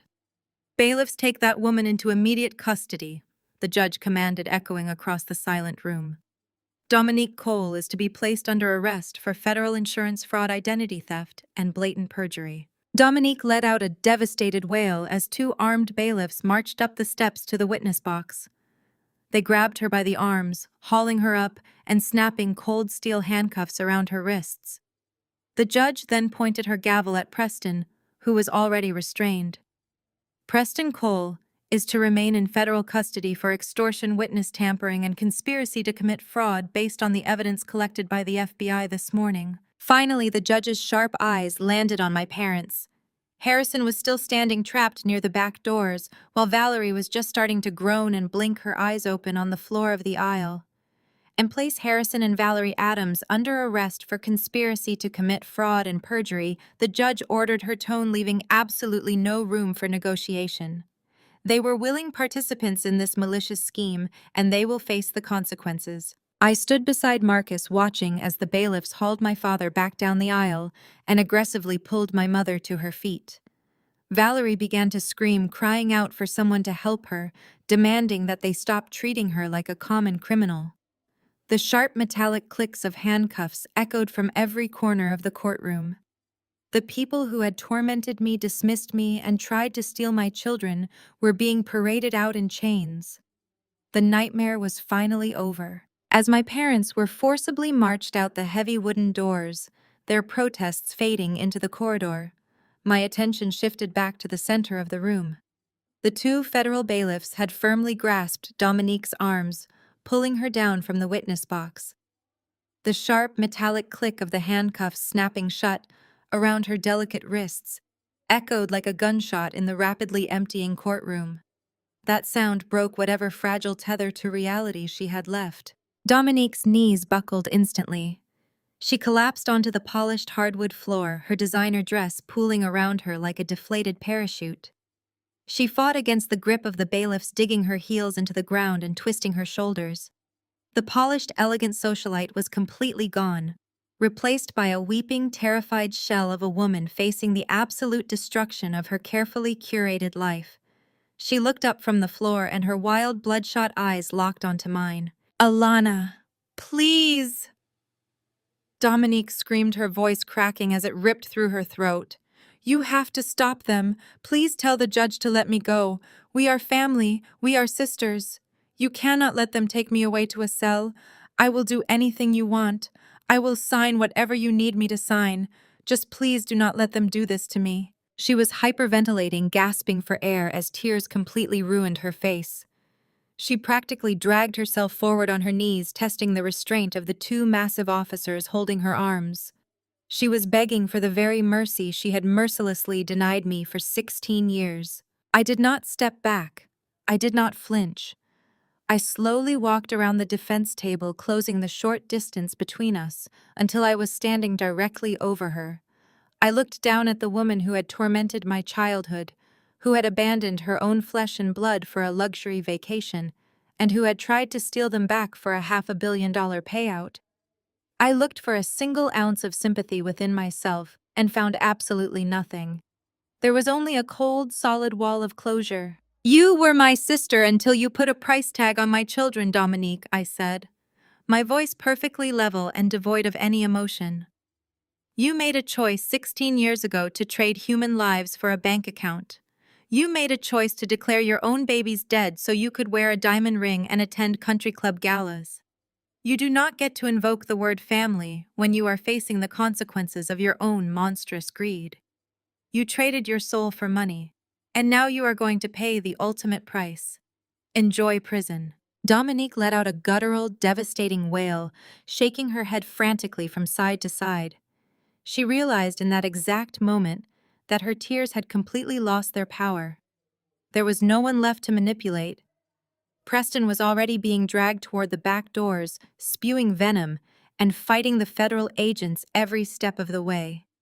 My parents were gone arrested and disgraced. The judge had already left the bench, retreating to her chambers and leaving the federal marshals to clean up the mess.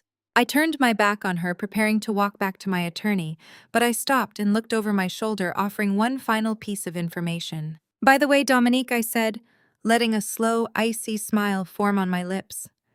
"My forensic accountants did more than just uncover your fraudulent death certificates. They tracked the foreclosure of your marital assets after the IRS froze Preston's accounts. I bought your massive Buckhead mansion yesterday morning for a single penny on the dollar in a private bank auction." Dominique stopped struggling. She stared up at me, her mouth hanging open in pure, stunned horror. That mansion was her ultimate pride and joy, the physical manifestation of her entirely fake billionaire lifestyle. "I am having the construction crews gut the entire property next week," I continued, my voice ringing with absolute finality. "I am turning your pristine country club estate into a community youth center for underprivileged children. The very children you always looked down upon and considered beneath you will now be playing basketball in your grand ballroom and swimming in your infinity pool. Your legacy is officially erased." A sound escaped Dominique's throat that barely sounded human. It was a scream of pure, total defeat. The bailiffs yanked her up by her arms, ignoring her kicking legs and dragging her backward down the center aisle of the courtroom. She thrashed and wailed, her expensive white dress dragging along the floor. Preston was being hauled out right beside her, screaming curses at her, calling her a stupid failure, and blaming her for his ruined empire. Their toxic relationship had completely imploded, turning them into rabid animals tearing at each other as they faced their inevitable ruin. I stood perfectly still in the center of the courtroom, watching them go. The heavy wooden double doors swung open, and the bailiffs pushed them out into the marble corridor. Their desperate, furious screams echoed loudly down the massive hallway, bouncing off the stone walls and slowly fading into the distance as they were dragged toward the holding cells. The heavy doors swung shut with a loud, definitive thud, cutting off the noise entirely. The courtroom was suddenly incredibly peaceful. The oppressive, heavy energy that had suffocated me for weeks was completely gone. The air felt clean and light. Marcus walked up beside me, placing a gentle hand on my shoulder and handing me my leather briefcase. "We did it, Alana," he said quietly, a proud smile on his face. "They are gone." I took the briefcase and took a deep, steadying breath. I thought about Trey and Aaliyah waiting safely at home, completely unaware of the massive storm that had just passed over them. I had protected them. I had faced down billionaires, corrupt lawyers, and my own toxic family, and I had won. I walked out of the courtroom with my head held high, stepping into the bright sunlight of the Atlanta afternoon, ready to finally go home to the family I had chosen and the beautiful life I had built. I had barely taken a breath of the fresh, warm Atlanta air when the heavy courthouse doors swung open behind us. A breathless court clerk hurried down the concrete steps, calling out my name. He explained that the judge had requested our immediate presence back inside her courtroom. The official record needed one final closure before we could leave the premises. I turned around, flanked by Trey and Aaliyah, who had been waiting for me in a private family room down the hall during the explosive arrests. They had seen the news alerts flashing on their phones, and they knew the monster who birthed them was finally gone. We walked back into the massive building, our footsteps steady and united against the polished marble floors. The atmosphere inside the courtroom had completely transformed. The chaotic circus of reporters and shouting lawyers had been cleared out by the federal marshals. The only people remaining were the judge, the court reporter, and a few silent bailiffs standing near the walls. The oppressive, suffocating weight that had choked the room for the past 4 days was entirely gone. It felt hollow and quiet like a battlefield after the smoke had finally cleared. The judge was still sitting high at her bench, but her severe expression had softened into something resembling genuine maternal exhaustion. She looked down at us as we approached the wooden tables. Her eyes settled directly on Trey and Aaliyah, taking in their tall, strong postures and the quiet dignity they carried. The judge folded her hands together and leaned forward. She spoke directly to the twins, her voice echoing gently in the vast empty space. She told them that the biological parents who had caused them so much pain were currently being processed into federal holding cells and would likely never see the outside of a prison wall again. She explained that the billion-dollar custody petition had been permanently obliterated and the threat to their safety was completely neutralized. Then she asked them a simple, profound question. She asked what they wanted to do, now that their future was entirely in their own hands. She wanted to know how they wished to proceed with their lives moving forward from this dark shadow. Trey did not hesitate for a single second. He reached into his dark suit jacket and pulled out a thick folded stack of legal documents. He stepped forward, placing the paperwork directly onto the polished wood of the defense table. He looked up at the judge with a level of maturity and strength that made my heart swell with an indescribable pride. He explained that he and Aaliyah had met with Marcus privately months ago, entirely behind my back, to prepare for this exact moment. He stated clearly that they wanted absolutely nothing to do with the tainted coal fortune. They did not want a single dime of the blood money that had been used as a weapon to try and tear our family apart. Furthermore, he said, his voice ringing with absolute certainty, they completely rejected the Addams family legacy. The grandparents, who had enabled such horrific abuse and stood by while their own flesh and blood was sold for a payout, did not deserve to share a name with them. He told the judge that they wanted to be legally adopted by the only mother who ever actually showed up for them. They wanted to officially sever every biological tie to the people who had abandoned them and take the last name I had legally chosen for myself years ago when I first walked away from my parents' toxic household. Aaliyah stepped up right next to her brother, resting her hand gently on his shoulder. She looked up at the bench and told the judge that they were not interested in carrying the weight of a generational curse any longer. They wanted to be my children on paper, just as they had been in my heart since the day they were born. I stood between them, completely overwhelmed by the profound depth of their love. I had spent 16 years fighting to protect them from the world, and in this quiet, empty room they were using the law to protect our bond. The tears I had refused to shed for Dominique or my parents finally spilled over my cheeks, falling freely as I listened to my children claim me as their own. The judge looked at the paperwork on the table and then looked down at the two incredible young adults standing beside me. A soft, genuine smile broke across her face, replacing the harsh lines of judicial authority with pure human warmth. She asked the bailiff to bring the documents up to her bench. She did not schedule another hearing. She did not demand a waiting period or push the paperwork off to a family court docket. She recognized that justice delayed in this room would be a profound insult to everything we had endured. She pulled a heavy silver pen from her desk and smoothed out the adoption decrees right there in the quiet courtroom. The only sound in the room was the scratch of the pen against the thick paper.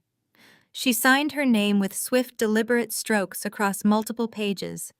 She then reached for her heavy metal stamp, pressing the official judicial seal onto the bottom of the documents.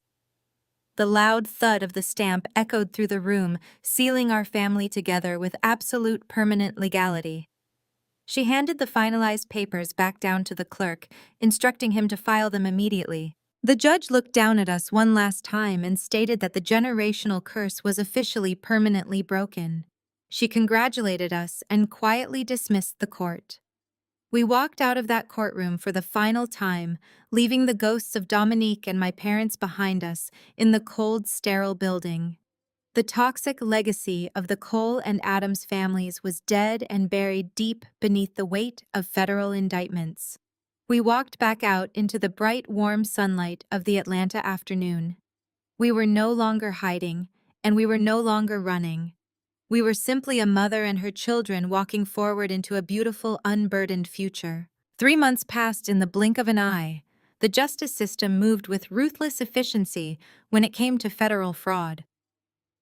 The national media completely devoured the scandal, turning the spectacular downfall of Preston and Dominique Cole into a daily spectacle. I watched the news coverage from the quiet comfort of my living room, feeling absolutely nothing but a profound sense of closure. Preston Cole, the arrogant billionaire heir who thought his money made him invincible, learned the hard way that true wealth requires actual loyalty. His grandfather's estate executors moved immediately to protect the family name and distance the corporation from his crimes. The massive trust was completely dissolved, and the $500 million was instantly routed to a dozen different children's charities, just as the default clauses stipulated. Preston's powerful family completely disowned him. They refused to pay a single dime for his defense attorneys, leaving him to rely entirely on an overworked public defender. He was currently sitting in a cold federal penitentiary awaiting trial, stripped of his designer suits, his private jets, and his massive ego entirely bankrupted. Dominique was facing 20 years in federal prison. Her desperate attempts to plea bargain had been violently struck down by a federal prosecutor who was utterly disgusted by the sheer depravity of her crimes. The woman who had literally placed a cash value on her own flesh and blood was now wearing a standard-issue orange jumpsuit. Her perfectly manicured nails were chipped and her expensive hair extensions were long gone. She tried to write me letters from her cell begging for forgiveness and asking me to put commissary money in her account. I returned every single envelope completely unopened. She no longer existed in our world. My parents, Valerie and Harrison, experienced the exact social destruction they had always feared more than death itself. The federal charges of conspiracy to commit fraud and perjury drained every single penny of their retirement savings. Their elite country club immediately revoked their membership without a second thought. The prominent Atlanta church where my mother loved to show off her Sunday best publicly condemned their actions and completely shunned them from the congregation. Their massive suburban house was seized to pay their mounting legal debts. Last I heard, they were living in a tiny, dingy motel right off the interstate, relying on food stamps and sleeping on sagging mattresses. They had traded their integrity for proximity to wealth and ended up with absolutely nothing. I did not look back. I did not feel a single ounce of pity. I had completely severed the rotting branches of my family tree. I focused entirely on building the future. On a bright, crisp Tuesday morning, a massive crowd gathered in the sprawling driveway of a breathtaking Buckhead estate. It was the exact same mansion Dominique had flaunted for years, the very property she lost when her financial house of cards collapsed. I had bought it in foreclosure for pennies on the dollar and completely gutted the interior. The grand ballroom where my sister used to host lavish, shallow parties was now filled with rows of computers, interactive learning stations, and massive whiteboards. I stood at the top of the grand marble steps, holding a pair of oversized ceremonial scissors. A bright red ribbon stretched across the massive front pillars. The newly installed sign above the doors read, "The Adams Youth Financial Literacy Center." I looked out at the crowd of smiling faces, reporters, local community leaders, and dozens of bright, eager teenagers from underserved neighborhoods. I gripped the handles of the scissors and sliced through the thick red ribbon. The crowd erupted into massive applause and loud cheers. I was taking the exact space that had been funded by greed and turning it into a fortress of empowerment, teaching young kids how to build real lasting wealth so they would never be victims of exploitation. As the crowd filtered inside to explore the new facility, I stepped away from the noise. I walked up the sweeping spiral staircase and stepped out onto the massive second-floor balcony overlooking the lush green canopy of Atlanta. The sun was shining brightly, casting a warm golden light over everything it touched. The air smelled like blooming magnolias and fresh, endless possibilities. I heard the soft, familiar sound of footsteps behind me. Trey and Aaliyah walked out onto the balcony, taking their places right by my side. Trey was wearing a thick crimson Harvard sweater, a quiet nod to his early acceptance letter that had arrived just 2 weeks prior. He had secured a full academic scholarship completely on his own merit, without a single drop of billionaire influence. Aaliyah stood tall and confident, her arm looped easily through her brother's, leaning her head against my shoulder. They were brilliant, resilient, and entirely mine. The heavy burden of their past had been completely washed away, leaving only the bright, limitless horizon of their future. My phone buzzed gently in the pocket of my blazer. I pulled it out and glanced at the screen. It was an urgent alert from my chief financial officer. The stock for my cybersecurity firm had doubled overnight, following a massive international expansion announcement. My net worth had just safely surged past the billion-dollar mark, making me more wealthy than the Cole family ever was. I stared at the numbers on the glowing screen for a brief second. I smiled softly and hit the power button, sliding the expensive piece of glass back into my pocket without a second thought. I did not care about the stock market. I did not care about the commas and the zeros sitting in a bank account. I wrapped my arms around Trey and Aaliyah, pulling my son and my daughter into a tight, fierce hug. They hugged me back, their laughter mixing with the warm morning breeze. True wealth was never about the money. It was never about the mansions, the trusts, or the designer labels. True wealth was the unwavering love you built, and the family you desperately protected, while the rest of the world tried to tear you down. I held my children close, knowing that we had finally won the only battle that ever truly mattered. Sometimes the most toxic people in our lives share our blood, but true family is forged through unwavering love and the choice to show up when it matters most. You never have to accept abuse or manipulation simply because it comes from a relative. True wealth is not found in hidden trust funds or massive inheritances. It is found in the profound peace of walking away from toxicity and building a beautiful life on your own terms. Please share your own experiences with setting difficult family boundaries in the comments below, and remember to like and subscribe for more stories.